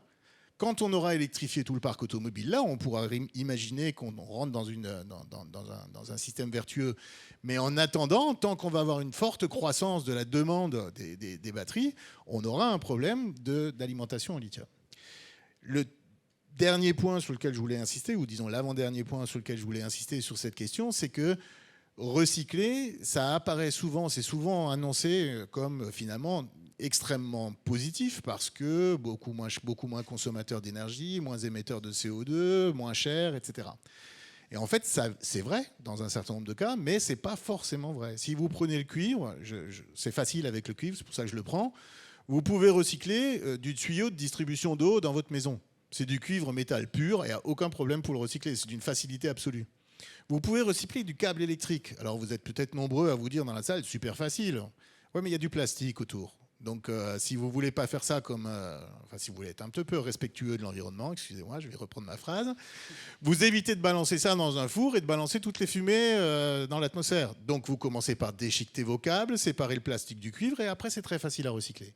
Et puis après, vous allez vous retrouver avec le cuivre un peu plus dur à recycler, la carte électronique qui a toute la table de Mendeleïev dedans, et où on va avoir, in fine, des taux de récupération du cuivre qui ne sont pas bien meilleurs que ce qu'on arrive à faire sur des minerais, sur des concentrés primaires. Et puis, dernier point, vous avez aussi des utilisations qui sont des utilisations des usages dispersifs. Alors sur le cuivre, pour terminer avec le cuivre, typiquement la bouillie bordelaise. Ça, vous ne le recyclerez jamais. Alors le cuivre, bouillie bordelaise, c'est 4%, c'est pas grave. La totalité des usages dispersifs, c'est 4%. Mais si vous prenez par exemple de l'oxyde de titane, qui est un élément blanc qui sert à faire des peintures, des enduits, etc., si vous commencez à raisonner en termes d'usage dispersif des oxydes de titane, vous allez vous rendre compte que c'est 90% des oxydes de titane que vous ne récupérerez jamais. Donc limite du recyclage, les usages dispersifs, la qualité de la collecte que j'ai pas évoqué, on perd beaucoup dans les circuits de collecte, et puis derrière finalement le niveau de recyclage auquel on arrive. Il y a un dernier point peut-être, et après je m'arrête, c'est que cette industrie du recyclage, elle n'est pas toujours facile à développer, parce que vous avez des technologies qui évoluent relativement vite. Par exemple, aujourd'hui, aujourd'hui c'est trop tard, mais il y a quelques années, un industriel qui s'interrogeait sur le fait de développer une unité pour recycler des cartes électroniques. Il faut être certain que vous allez avoir des cartes électroniques à recycler derrière. Et potentiellement, vous êtes en concurrence avec d'autres recycleurs qui n'auront pas forcément les mêmes contraintes que vous. Ils ne sont pas au même endroit dans le monde, ils n'ont pas forcément les mêmes contraintes. Et ils sont potentiellement capables de payer un peu plus cher la carte électronique parce qu'ils ont peut-être un petit peu moins de coûts pour respecter les normes environnementales, par exemple. Donc il y a aussi cette question-là de comment est-ce qu'on développe cette industrie et comment on la développe. Alors là, c'est un sujet que je trouve intéressant, mais je m'arrêterai là sur les batteries. Comment on la développe dans un monde qui évolue très très vite. C'est-à-dire aujourd'hui, en France, on a choisi, en Europe, on a choisi essentiellement la technologie NMC pour les batteries lithium-ion. On sait qu'il y a à côté la technologie LFP. Qu'est-ce qui va se passer dans 10 ans, dans 15 ans? Est-ce que dans 15 ans, il y aura encore, de manière significative, des batteries NMC? Ou alors est-ce qu'on aura totalement tourné la page? Est-ce que dans 15 ans, on sera à 100% aux batteries sodium? Et à ce moment-là, est-ce que les unités qu'on envisage aujourd'hui pour recycler auront eu une durée de vie suffisante et une activité suffisante? Enfin, c'est pas trivial. Je ne dis pas que ça ne marche pas, je dis que ce n'est pas trivial et que ça fait partie des difficultés du recyclage. Et justement, Ludovic, Eramet développe un projet pilote avec Orano de recyclage des batteries. Comment vous... Alors, pas avec Orano, mais Orano en développe un aussi. Et voilà. Bon, il faut certainement tous ces projets-là. On est en train de... Donc nous, on est en consortium avec Suez et on a prévu de s'installer dans la région de Dunkerque, la grande région des Gigafactories, pour démarrer une usine de recyclage de batteries en 2027. Et la batterie, nous, on la traite un peu comme du minerai, c'est-à-dire que quand vous broyez la batterie, vous avez ce qu'on appelle une black mass avec tous les métaux qui sont dedans, et on va utiliser les mêmes techniques par voie hydrométallurgique pour récupérer sélectivement chaque métal et pouvoir le reproduire de qualité batterie. Donc ça fait appel un peu aux mêmes techniques, mais voilà, ça va être aussi néanmoins un peu consommateur en énergie, en réactif. Et donc, je suis tout à fait d'accord avec Damien. Après, il va falloir arriver à trouver un équilibre parce que forcément, ce qui arrive dans le recyclage, c'est après une première vie. Donc, ça va s'équilibrer, mais dans les années à venir. Je ne sais pas si Romain voulait... Peut-être un mot sur les batteries d'un point de vue investisseur. C'est vraiment un sujet qui n'est pas évident à aborder. Peut-être pour les aspects que vous venez de mentionner, mais la première, c'est l'accès à la ressource est primordial. Et aujourd'hui, il y a beaucoup de très gros projets de batteries qui, effectivement, vont adresser un marché de taille importante à l'avenir, mais qui est naissant au début. Donc, qu'est-ce qu'on va mettre dans ces usines de batteries au début? Oui, il y a les rebuts des gigafactories, mais ça reste des volumes petits au début, même si les positions sont à prendre dès le départ. Et l'autre question, c'est la technologie. Nous, on discute avec des développeurs ou des porteurs de projets de recyclage.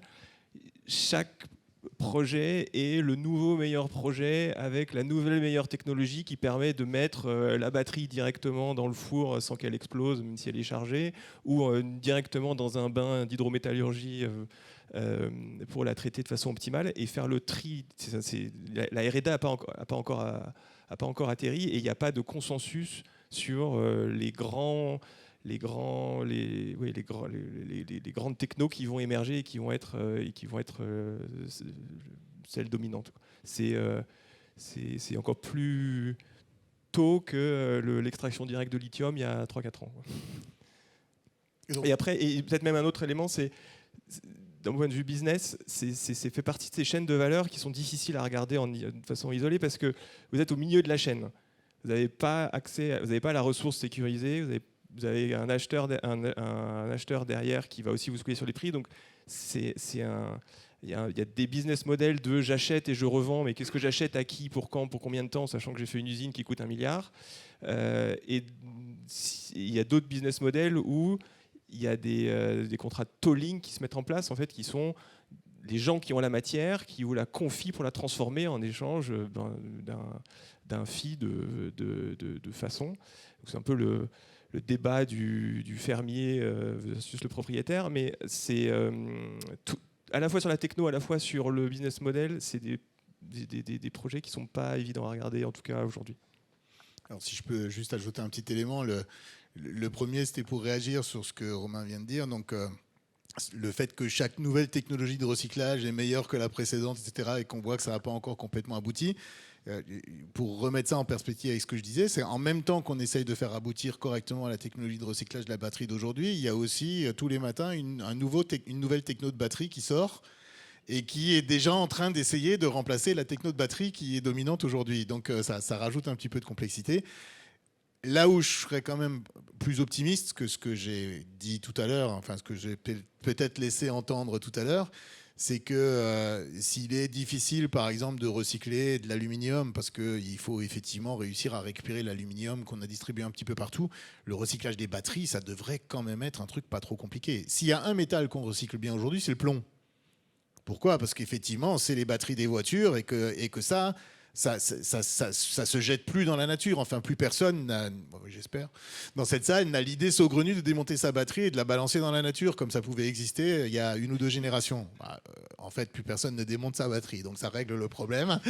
Mais ça sera encore plus simple avec la batterie d'une voiture électrique, puisque c'est tout le plancher de votre voiture, grosso modo, donc vous n'allez pas vous amuser à aller la démonter.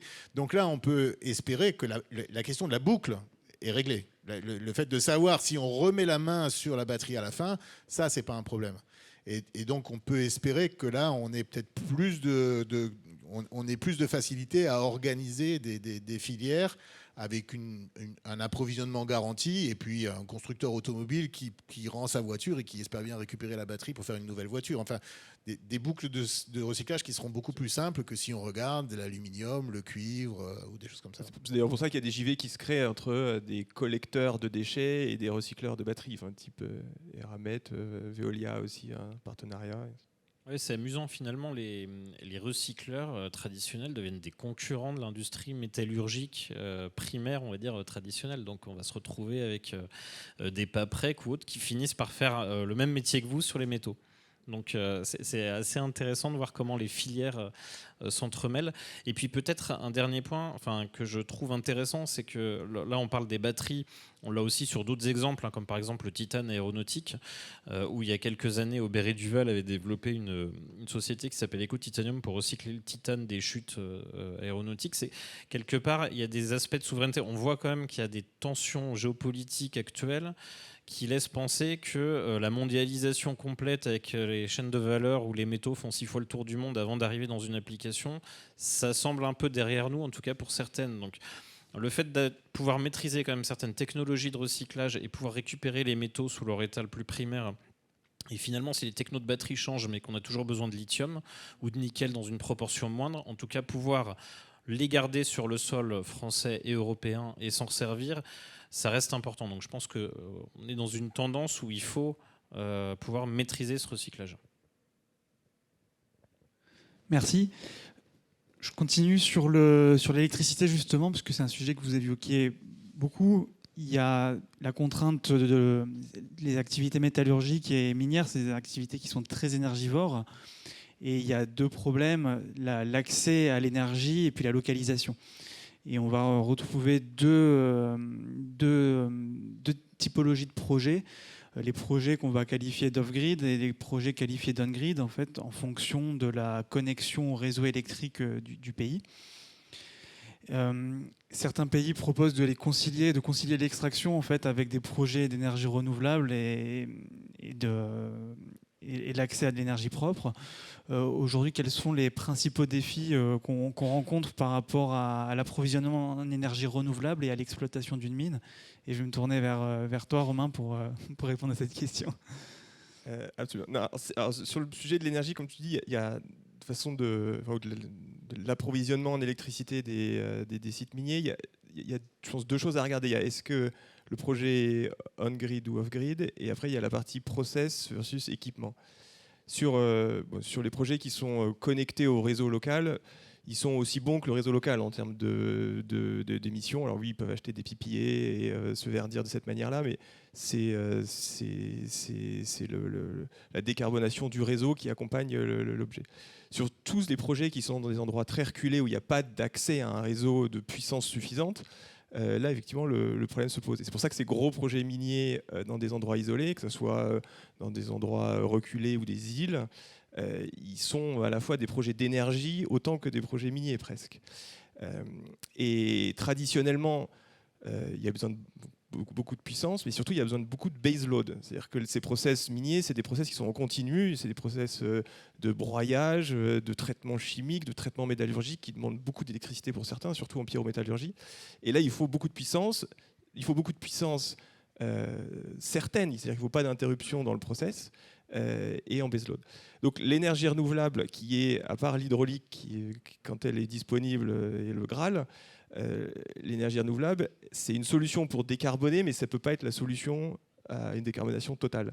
Donc c'est un appoint qui permet de décarboner à 20-30% un projet, alors soit quand le vent souffle, soit quand le soleil brille, mais dans tous les cas, il ne se substitue pas totalement.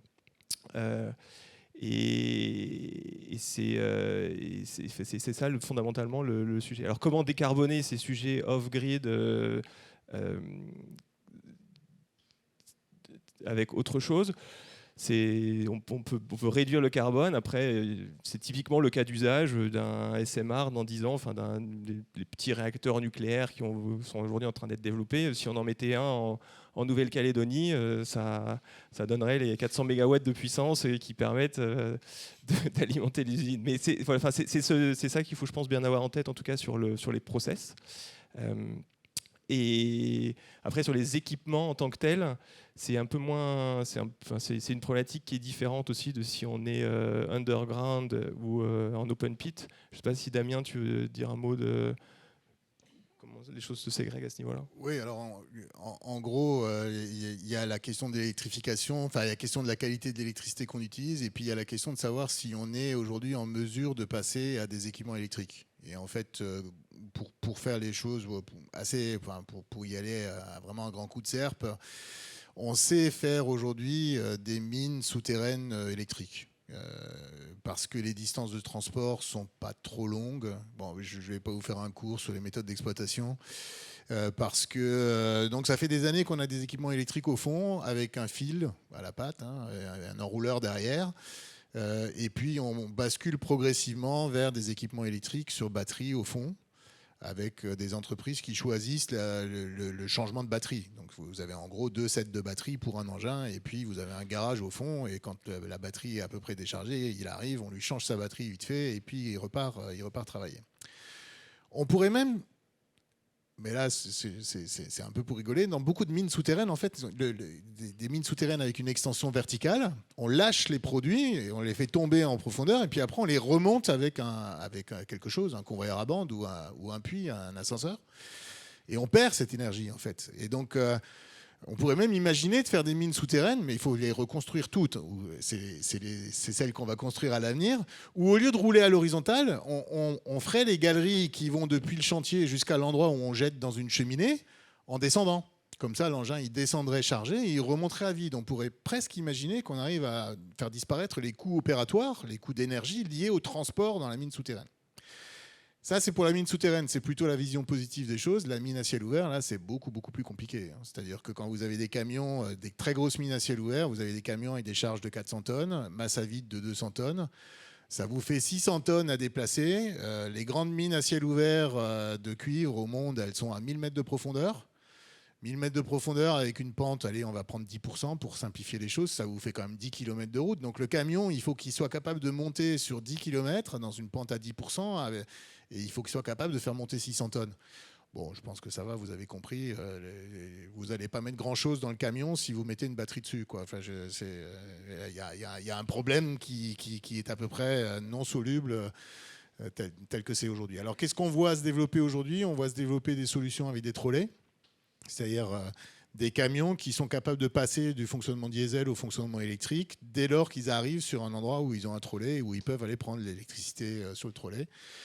C'est pas trop compliqué à faire parce que les technos minières sont déjà comme ça, en fait. C'est très compliqué, un camion minier. En fait, il y a des camions miniers qui ont un moteur diesel qui fait tourner une génératrice électrique, et ils ont des moteurs électriques dans les roues. Donc si vous avez un camion de ce type-là, au lieu de faire tourner le moteur diesel pour injecter le courant, vous prenez le courant en haut et puis vous bypassez le moteur diesel. Mais en dehors de ça, on n'a pas encore vraiment de solution. Et je pense que personne ne croit sérieusement qu'on puisse électrifier sur batterie, enfin qu'on puisse passer sur des camions électriques dans les très grandes mines à ciel ouvert. Par contre, la technologie hydrogène est probablement la techno qui est la plus adaptée pour ça à l'avenir. Peut-être sur les camions électriques à batterie, c'est effectivement anecdotique, mais il y a des projets, notamment nord de la Suède, où entre la mine et l'usine métallurgique, il y a un gradient de pente qui est dans le bon sens. Donc en fait, là, ils mettent des camions électriques, donc des 200 tonnes, ils mettent des camions électriques qui prennent le chargement à la descente et qui remontent à vide sur batterie. Donc ça existe, mais il faut que la topographie aide. Ouais. Il y a en Australie une mine de fer qui est passée d'un train diesel à un train électrique. Et alors c'est pour l'expédition effectivement de leur production. Il y a une différence d'altitude entre la mine et puis le port. Et donc en étant passés en électrique, ils sont arrivés à une situation dans laquelle ils n'ont plus de coûts de transport, enfin plus de coûts énergétiques de transport de leur production jusqu'au port. Ils arrivent à remonter à vide avec l'énergie qui a été accumulée dans la descente. Et c'est vrai que quand on voit ne serait-ce que sur les voitures électriques actuelles, quand vous voulez recharger la batterie, il faut imaginer que pour le camion, ça va prendre un certain temps. Donc il faut déjà avoir accès à cette énergie. Je parle des mines à ciel ouvert. Et surtout en termes de planification, ça peut vite devenir un cauchemar. Donc on peut imaginer des systèmes où on a des batteries de rechange, un peu comme... alors c'est pas du tout la même chose, mais on changerait une Formule 1, là, on changerait le camion avec différentes batteries qui sont en train de se charger. Mais ça reste quand même très très compliqué, je partage. Et après, si on regarde l'impact, alors si on veut regarder l'impact carbone sur toute la chaîne de valeur, pour moi, la majorité des impacts sur les voies pyrométallurgiques ou hydrométallurgiques, ça va rester dans la transformation du minerai plus que dans son extraction. Donc c'est peut-être aussi en termes de décarbonation, si on veut regarder la décarbonation ou les transformations comme ça, c'est regarder les étapes métallurgiques d'abord avant de vouloir tout électrifier au niveau des mines. Alors c'est quand même variable suivant les substances et en fait dans le Oui, cuivre, suis d'accord. C'est assez équilibré en fait. Parce que moi aussi au début je pensais que c'était un faux problème pour les mines et qu'il fallait surtout regarder la partie métallurgie. Mais dans le cuivre en particulier, la métallurgie du cuivre n'étant pas si compliquée que ça, on est dans une situation où quand même la partie exploitation pèse assez lourd dans le bilan carbone. Pour l'anecdote, on a regardé les statistiques. Un camion minier, c'est un réservoir de 3000 litres, enfin, ça prend 3000 litres par jour, ça émet 8 tonnes de CO2 par jour, donc c'est l'équivalent de ce qu'un habitant moyen en France émet sur une année, et il y en a 50 000 dans le monde, donc je vous laisse faire le calcul. Mais plus sur l'hydrogène, l'hydrogène est là ou a vocation à décarboner, ce qui est très très dur à décarboner, donc ça sera un usage idéal. La difficulté, c'est qu'il y a beaucoup d'autres choses qui sont difficiles à décarboner pour lesquelles l'hydrogène va probablement être priorisé. Donc les camions miniers à hydrogène, c'est pas encore totalement pour demain, même s'il y a quelques pilotes. Il y a Engie et un groupe sud-africain sur une mine de platine qui ont fait un pilote. Donc ça marche, mais il y en a probablement un dans le monde aujourd'hui. Merci. Donc dernière question pour Ludovic. On a parlé de la Nouvelle-Calédonie. Je ne sais pas si tout le monde le sait, mais la Nouvelle-Calédonie est très riche en nickel et fait partie d'ailleurs des meilleurs gisements du monde.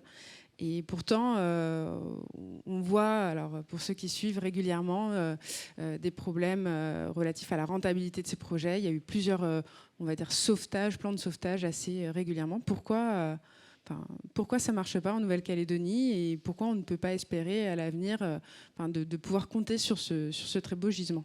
C'est ce qu'on va appeler la malédiction des matières premières. Depuis donc la Nouvelle-Calédonie, c'est depuis plus de 150 ans qu'il y a de l'exploitation de nickel. Pour revenir à ce que disait Damien au début, à la fin du 19e siècle, c'était assez facile parce qu'il n'y avait quasiment qu'à se ramasser pour ramasser les roches qui contenaient du nickel. Aujourd'hui, les gisements s'appauvrissent aussi un peu, donc il faut aussi retravailler, mais ça reste des très beaux gisements. En Nouvelle-Calédonie, on est sur une île au milieu du Pacifique où on fait de la métallurgie, c'est-à-dire qu'on convertit le minerai en alliage de nickel, où il y a aussi une mine au sud qui produit des sels de nickel pour justement, l'objectif c'est de produire des sels de nickel pour les batteries. Un des postes les plus importants sur la métallurgie, c'est l'énergie. Or, aujourd'hui, en Nouvelle-Calédonie, il y a très peu d'énergie disponible comme ça. Donc, il y a un barrage avec un peu d'hydroélectricité. Mais sinon, il faut importer cette énergie. Et donc, nous, par exemple, si je prends le cas d'Eramet, de la SLN, la Société Le Nickel, on utilise une centrale qui va fonctionner au fioul. Donc, ça veut dire qu'il faut des approvisionnements qui sont très conséquents et donc c'est très coûteux. En parallèle, il y a de nombreux gisements de nickel qui se sont développés sur la dernière décennie, en particulier en Indonésie, où, avec en particulier, et là on revient à des considérations géopolitiques, les Chinois qui exportaient énormément de minerais de nickel en Indonésie non transformés. L'Indonésie, à un moment, a dit stop, vous n'avez plus le droit de transporter de minerais de terre directement et puis d'aller faire la transformation chez vous, vous la faites chez nous. Donc là, à un moment donné, on s'est dit, bon, petite respiration, le temps qu'ils construisent les usines, c'était en 2014, bon, on a le temps de voir venir. Et en fait, non, les Chinois ont été extrêmement rapides, dans un métier qui est pourtant extrêmement capitalistique, et ont commencé à monter des complexes complets en Indonésie, où aujourd'hui, la production a très largement dépassé celle de la Nouvelle-Calédonie. Dans des pays où finalement le coût de la main-d'œuvre est beaucoup plus faible. Et donc au final, si on compare, on a abondance de nickel pour les alliages pour l'acier inox, qui est globalement principalement le nickel qui est produit en Nouvelle-Calédonie aujourd'hui, des coûts de main-d'œuvre qui sont beaucoup plus faibles. Et donc on se retrouve avec une industrie qui est non compétitive. Donc c'est un peu la malédiction de dire on a des très beaux gisements. Et en plus, il y a des notions, je pense, j'insiste un peu sur le mot, mais de souveraineté. On a la chance d'avoir un territoire d'outre-mer, alors qui certes, pour partie, veut de plus en plus indépendant, mais ça reste un territoire d'outre-mer aujourd'hui. On a cette chance-là au milieu du Pacifique. Et pourtant, exploiter le nickel et faire cette production métallurgique aujourd'hui est relativement coûteuse. Donc ça a été annoncé ces derniers mois, et le président Macron en Nouvelle-Calédonie à la fin du mois de juillet l'a redit. Il faut repenser en fait la configuration industrielle pour l'exploitation du nickel sur la Nouvelle-Calédonie, et donc ça va nécessiter des moyens conséquents. Après, on peut techniquement faire ces transformations, c'est-à-dire que on peut extraire ce nickel et en produire des sels pour les batteries, puisqu'il y en a tant besoin d'après les technologies qu'on utilise actuellement. Mais ça nécessite de passer ou par voie hydrométallurgique, donc de reconstruire des usines complètes et de repenser, par exemple avec des SMR, donc des réacteurs nucléaires, on peut imaginer mettre de l'énergie, ou alors sur les technologies actuelles, effectivement, rajouter des étapes pour produire de la mate de nickel et ensuite reproduire par ailleurs des sels de nickel. Donc voilà, on a la chance d'avoir des très beaux gisements.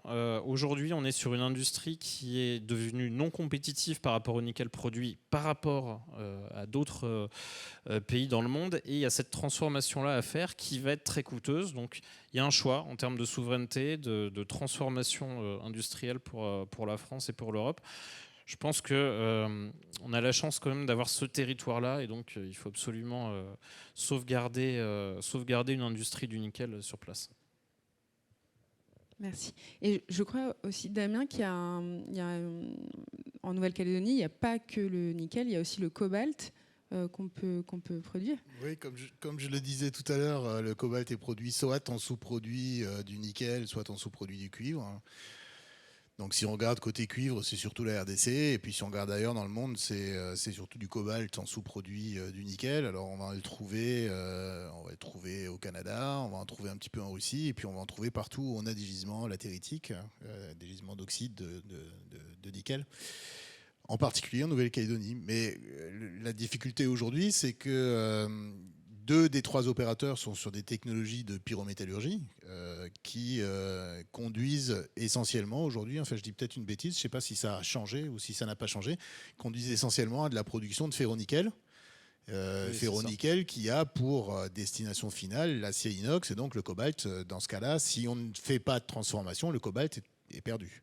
Donc il n'y a qu'un des 3 producteurs calédoniens actuels qui est Prony avec la mine de Goro, qui est sur un procédé hydrométallurgique qui, historiquement, était dimensionné pour produire un sel de nickel et un sel de cobalt, et qui a été simplifié il y a 2 ou 3 ans, si je ne me trompe pas, dans l'idée de produire ce qui s'appelle un NHC, un nickel hydroxyde cake, qui est en fait un mélange de nickel et de cobalt. Alors c'est assez intéressant quand même, parce que pendant longtemps, pour revenir sur les technos de batterie, pendant longtemps, ce qui excitait vraiment tout le monde, c'était le cobalt. Parce que la première batterie de lithium-ion, c'était un atome de lithium, un atome de cobalt et de l'oxygène. Et là, on se disait, oulala, mais on n'aura jamais le cobalt pour pouvoir suivre. Et donc, très rapidement, c'est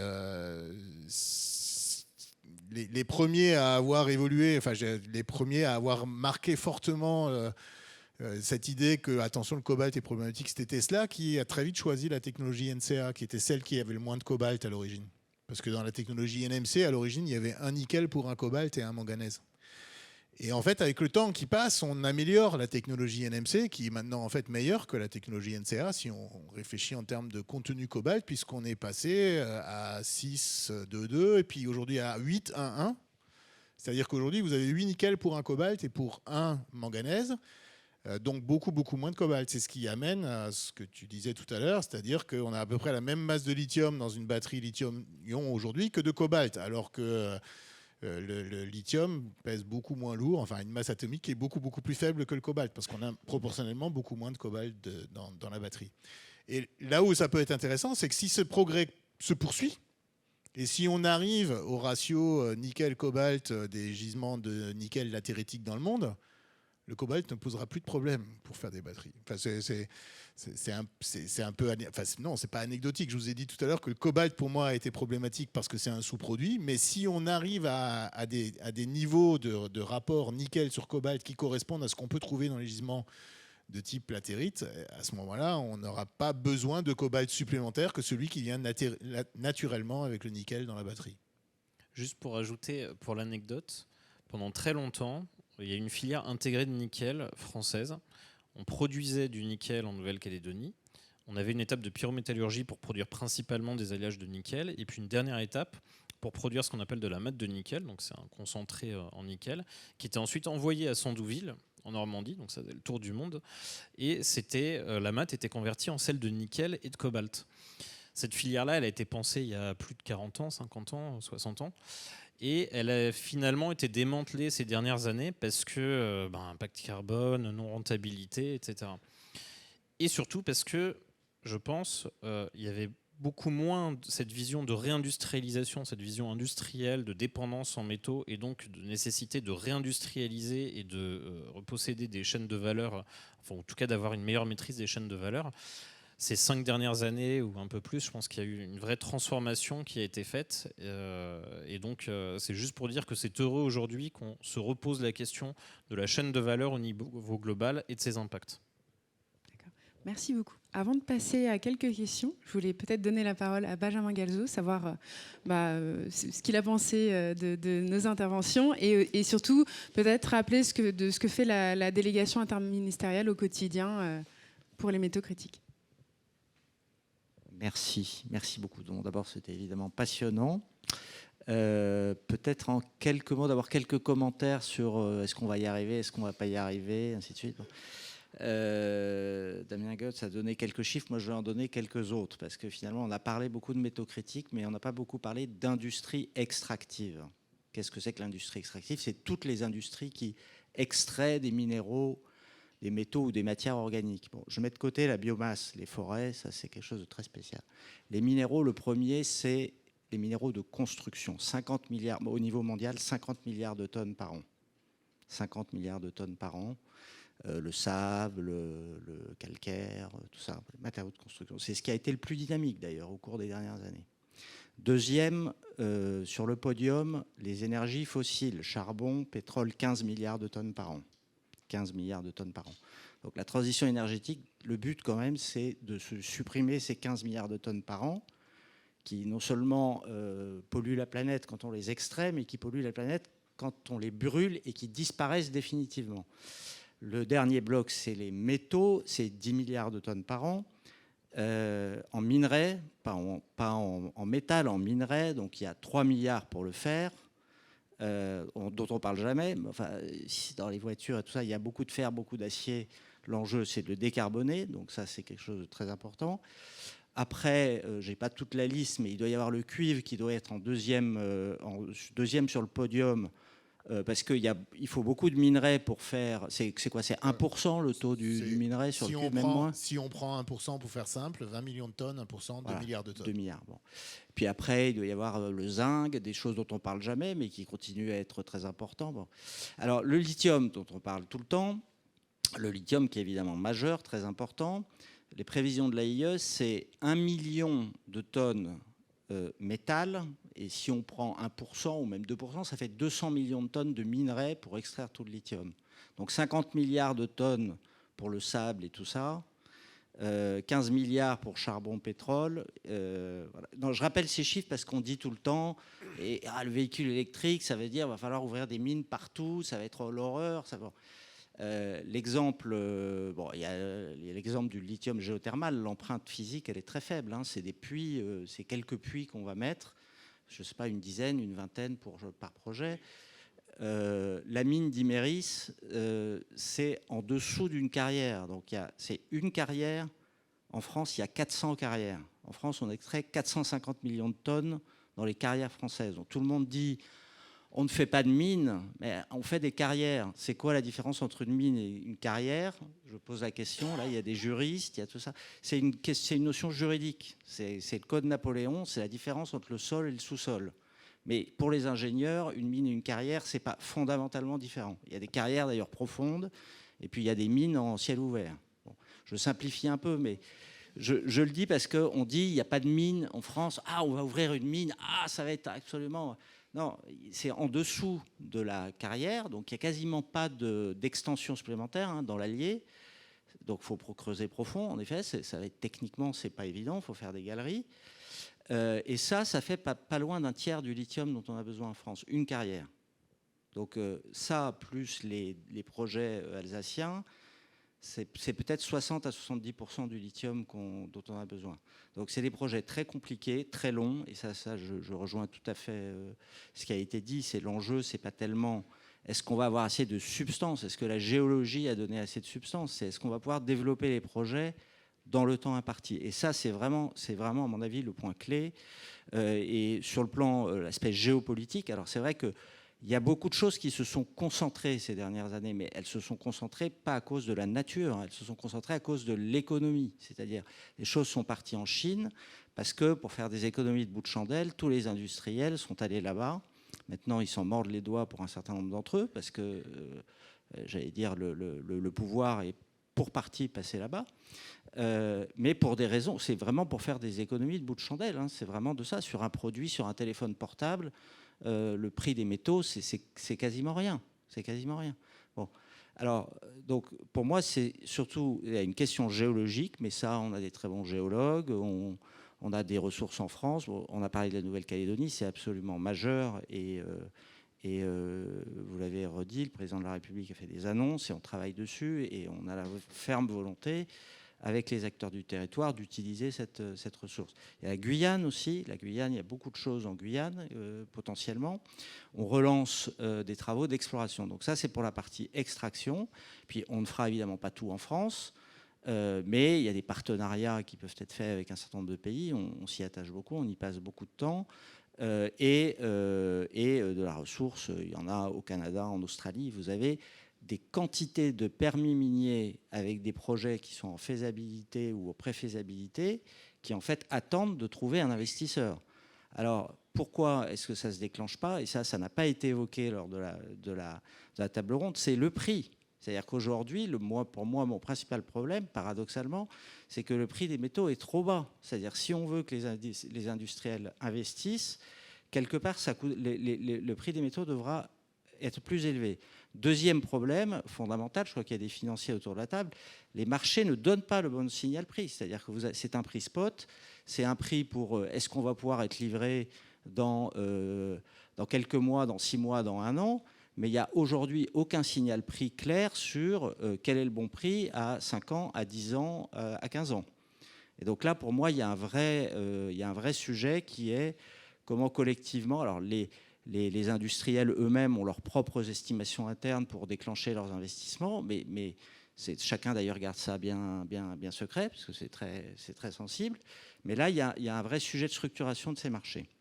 Donc moi, je suis optimiste sur le plan technique. Alors le raffinage, recyclage, c'est évidemment absolument fondamental. Je suis d'accord, le recyclage, pour pouvoir fonctionner en recyclage, il faut avoir quelque chose à faire manger aux chaînes de recyclage. Donc ça montera en progression que progressivement. Mais enfin, il y a le cuivre, on peut quand même faire beaucoup de progrès sur le recyclage.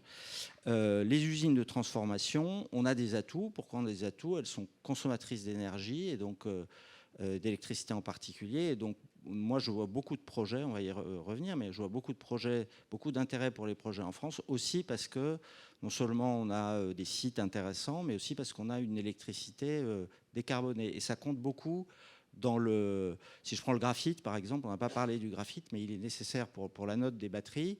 Donc vous avez 2 types de graphite, vous avez le naturel, ça vous le trouvez dans les mines, dans le sous-sol, et vous avez l'artificiel, vous le produisez. Ça consomme beaucoup d'énergie, et là on a des atouts forts pour pouvoir attirer ces usines. Donc plutôt optimiste sur la capacité à atteindre l'objectif à long terme. Effectivement, une vraie attention sur est-ce qu'on est capable d'avoir des ramp-up aussi élevés que ça. Et de ce diagnostic, si je puis dire, conduit finalement, qu'est-ce qu'on fait, enfin, quelles sont les analyses qu'on conduit, et quelles sont les mesures qu'on met en œuvre. Donc, premièrement, donc, on a créé ce qu'on appelle l'OFREMI, c'est un observatoire, donc ça vise à mettre en commun toutes les expertises des différents acteurs pour pouvoir mieux comprendre ces chaînes de valeur, parce qu'elles sont très complexes, hein, vous l'avez vu avec ce qui a été expliqué, mais c'est beaucoup plus complexe que l'énergie. L'énergie, vous avez le pétrole, c'est 4 produits. Enfin, il y a plein d'autres produits. Mais les gros volumes, c'est 4 grands produits, le diesel, le kérosène, le fuel, et ainsi de suite, quoi. Et l'essence, pardon. Là, vous avez chaque métal à ses propres filières. Le nickel classe 2, nickel classe 1. Mais on peut transformer du classe 2 en classe 1. On sait faire. Donc, est-ce qu'il faut faire est-ce qu'il faut faire du carbonate du lithium, de l'hydroxyde de lithium? Tout ça est très compliqué. Donc, il faut travailler ensemble, et c'est ce qu'on fait. Deuxièmement, l'appui au projet, pour moi, c'est ce qu'il y a de plus important. Donc, ça a été évoqué, tout ce qui est simplifié. Donc là, il y a un texte de loi qui est passé, et effectivement, on essaye d'appuyer au maximum ces projets. On a quand même réussi à Dunkerque, hein, quand on regarde... le site, ça va être le site qui valait 20 milliards, hein, bientôt, parce que entre les gigafactories, on n'a pas parlé, mais vous n'en avez pas parlé, mais il y a une usine de matériaux de cathode qui va s'installer avec Orano et XTC. Donc à chaque fois, c'est des projets à plusieurs milliards. Les 2 usines de recyclage à Dunkerque, et plusieurs usines de raffinage. Donc, comment on les appuie, ces projets, en facilitant le permitting? Et puis le deuxième élément, c'est l'argent. Ça, c'est fondamental. Donc moi, je vous rappelle ce qu'on a fait. L'appel à projet métaux critiques, vous en avez parlé. Le fonds avec Infravia, donc on est en train de mettre en place. On est vraiment, je pense que c'est fondamental, parce que le design de ce fonds, il est vraiment conçu pour pouvoir faire des investissements à l'étranger et en France, en liant ces investissements aux chaînes d'approvisionnement stratégiques. Donc c'est un modèle assez innovant, mais qui suscite beaucoup d'intérêt, je crois, beaucoup d'intérêt aussi parmi les investisseurs, les industriels, et c'est un outil que beaucoup de pays nous envient. Un point que vous n'avez pas mentionné, le crédit d'impôt industrie verte. Ça concerne les métaux et les minéraux stratégiques pour 3 filières, les batteries, les pompes à chaleur et les énergies renouvelables. Et je ne vais pas vous donner les chiffres ici, de toute façon c'est toujours en vote dans le cadre de la loi de finances, donc ce n'est pas tout à fait terminé, mais on a tous bon espoir que ça soit voté conforme, et pas d'inquiétude. Et c'est quand même un crédit d'impôt qui permettra parfois de couvrir jusqu'à 30 à 40% des investissements. Donc plafonné, parce que évidemment, pour des investissements énormes, là, ça ferait quand même un coût budgétaire beaucoup trop important. Mais pour des investissements, j'allais dire, de milieu de taille, quand vous avez 30% de vos CAPEX qui sont pris en charge par un crédit d'impôt, ça facilite quand même la sortie des projets. Un dispositif de financement très important, méconnu, c'est pour ça que j'en parle ici, parce que je sais qu'il y a des banquiers et des avocats. La garantie des projets stratégiques, c'est une garantie de l'État qui permet donc de financer des prêts, donc qui garantit les banques, pour des investissements à l'international ou en France.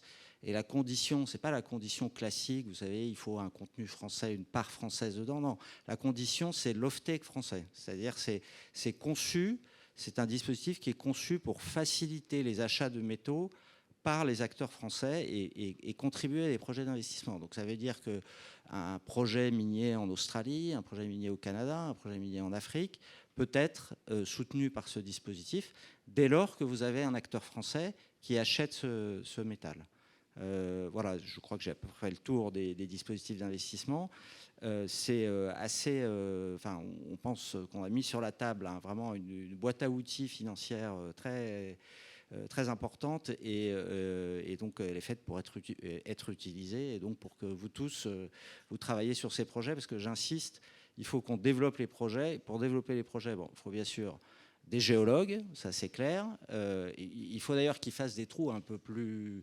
Enfin, le point du risque que vous avez mentionné, moi c'est quelque chose qui suscite quand même, sur les 10 ans, vous avez 5 ans où en fait les gens dépensent sur un projet à 2 milliards, sur 10 ans, vous avez pendant 5 ans que 50 millions d'euros qui est dépensé. Et pendant les 2 premières années, c'est 5 millions d'euros. Donc, moi, je pose toujours la question, est-ce qu'on ne peut pas un tout petit peu plus mettre les watts au début?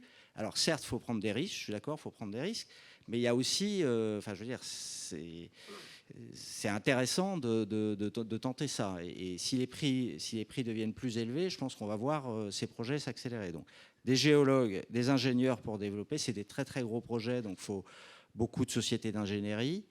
Des juristes et des banquiers pour monter les contrats et financer, c'est tout à fait important. Et puis après, des gens pour opérer les projets. Mais toute cette phase amont-là, il y a vraiment besoin d'avancer plus vite, de mettre plus de moyens. Et là aussi, un élément de comparaison, le marché du pétrole, ça doit être 2000 milliards de dollars par an. Le lithium, si aujourd'hui c'est 10 à 15 milliards par an, c'est le bout du monde, quoi. Et le cuivre, ça doit être, je sais pas, 150 milliards de dollars par an, le marché. Donc vous voyez que le marché et tous les investissements des énergies fossiles, aujourd'hui les investissements dans les métaux stratégiques, ça reste très très très bas par rapport aux investissements dans les énergies fossiles. Donc si on arrive à mettre la même énergie qu'on met pour aller chercher du pétrole, pour aller chercher du lithium, du nickel, je pense qu'on devrait normalement pouvoir y arriver. Voilà. Une note d'optimisme. Je ne veux pas minimiser la difficulté de tout ça, mais en tout cas, on a des atouts et on a des atouts très forts en France.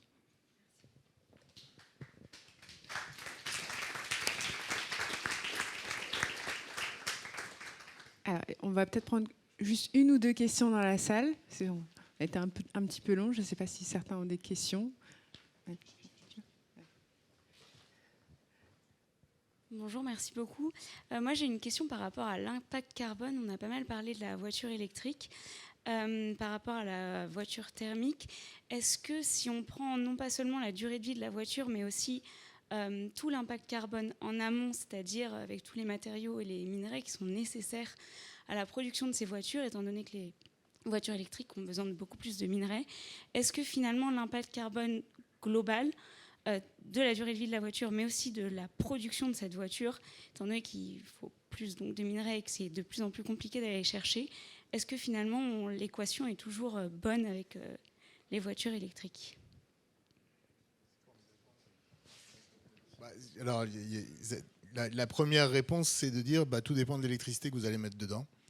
Donc, si vous mettez votre voiture électrique en Chine, c'est une catastrophe. Vous mettez de l'électricité au charbon dans votre voiture, vous auriez mieux fait de faire tourner un moteur avec de l'essence. Alors, ça, c'est le point de vue changement climatique. Si je suis un responsable d'un grand centre urbain chinois, j'ai envie d'avoir des voitures électriques parce qu'il n'y a pas que du CO2 qui sort des pots d'échappement. Et donc, il y a aussi un problème de santé publique qui fait qu'on peut comprendre que la Chine soit le pays où il y a beaucoup de voitures électriques aujourd'hui, alors que si on raisonne en termes de changement climatique, c'est le seul endroit où il ne faudrait pas en mettre, grosso modo, quoi. Donc ça, c'est le premier bout de la réponse. Donc ça dépend énormément du contenu carbone de votre électricité. Si vous êtes en France, il n'y a pas de doute sur le fait que le bilan est positif. Vous avez effectivement plus d'émissions de CO2 pour construire une voiture électrique que vous en avez pour construire une voiture classique. Mais alors, je ne saurais pas dire au bout de combien de kilomètres vous... Ouais, merci. Donc...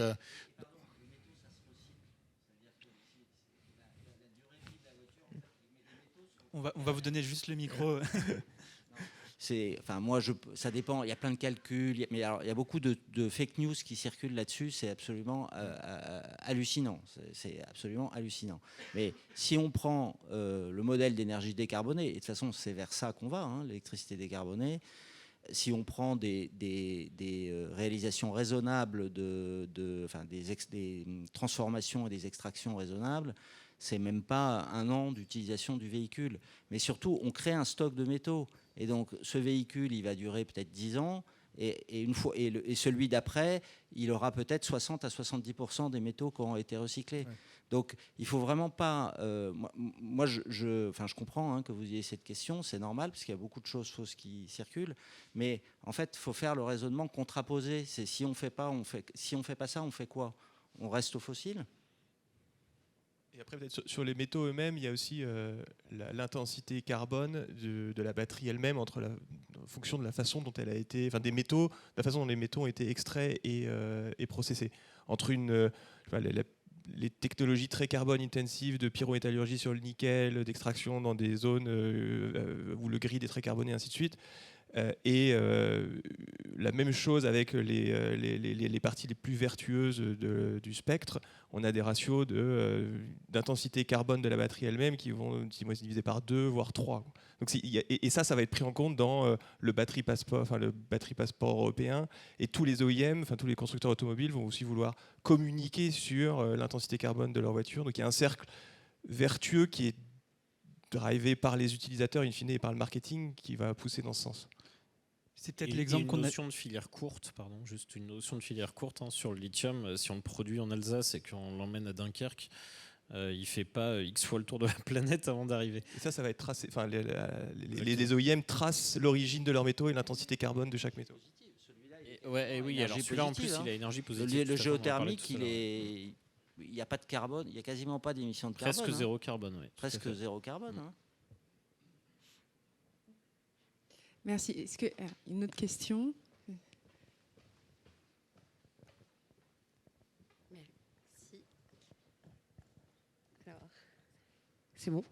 J'ai une question sur les délais de sécurisation des approvisionnements en minerais pour les industriels français. Si je comprends bien, si on prend les gigafactories qui sont actuellement développées en France, la filière d'extraction et de transformation ne sera peut-être pas assez mature pour être capable de répondre aux besoins des gigas lors de leur première date de commercialisation. Est-ce que c'est facile de se replacer en tant que fournisseur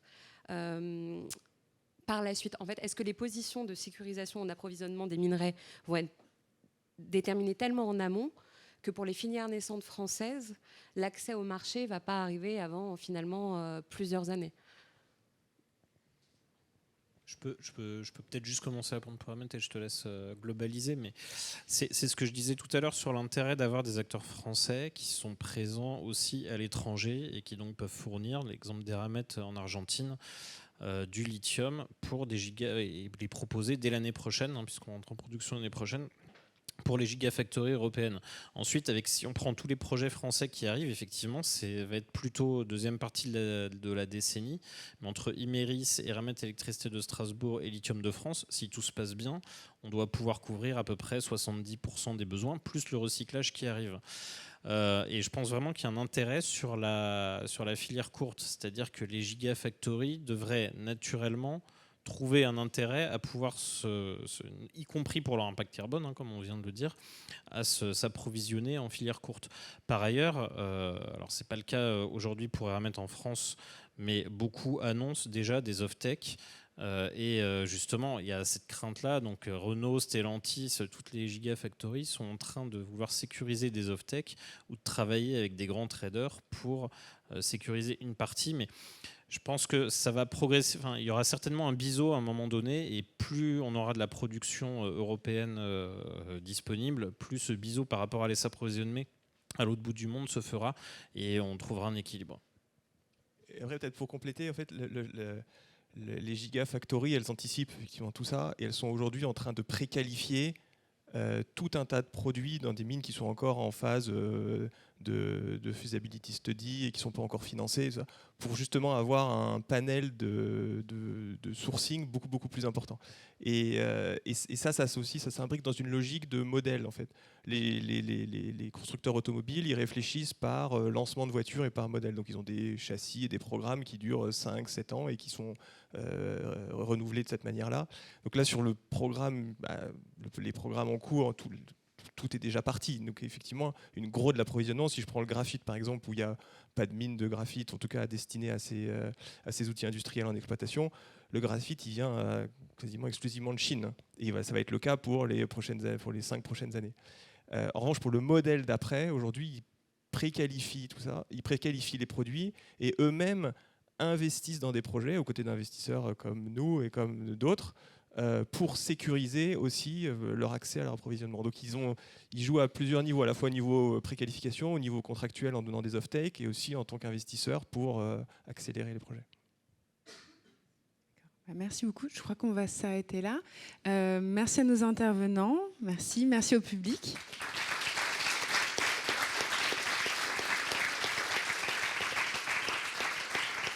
Et je vous invite à passer par là. Il y a un petit cocktail qui nous attend si vous voulez prolonger les échanges. Voilà, merci.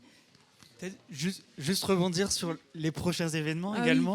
Oui, parce que c'est un sujet qui est pas mal revenu. Il y a un prochain événement fin novembre sur la taxonomie.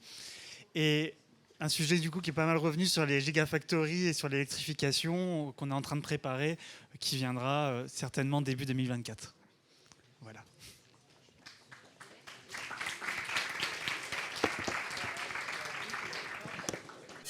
Et voilà, c'est déjà la fin de ce podcast. Merci de votre écoute.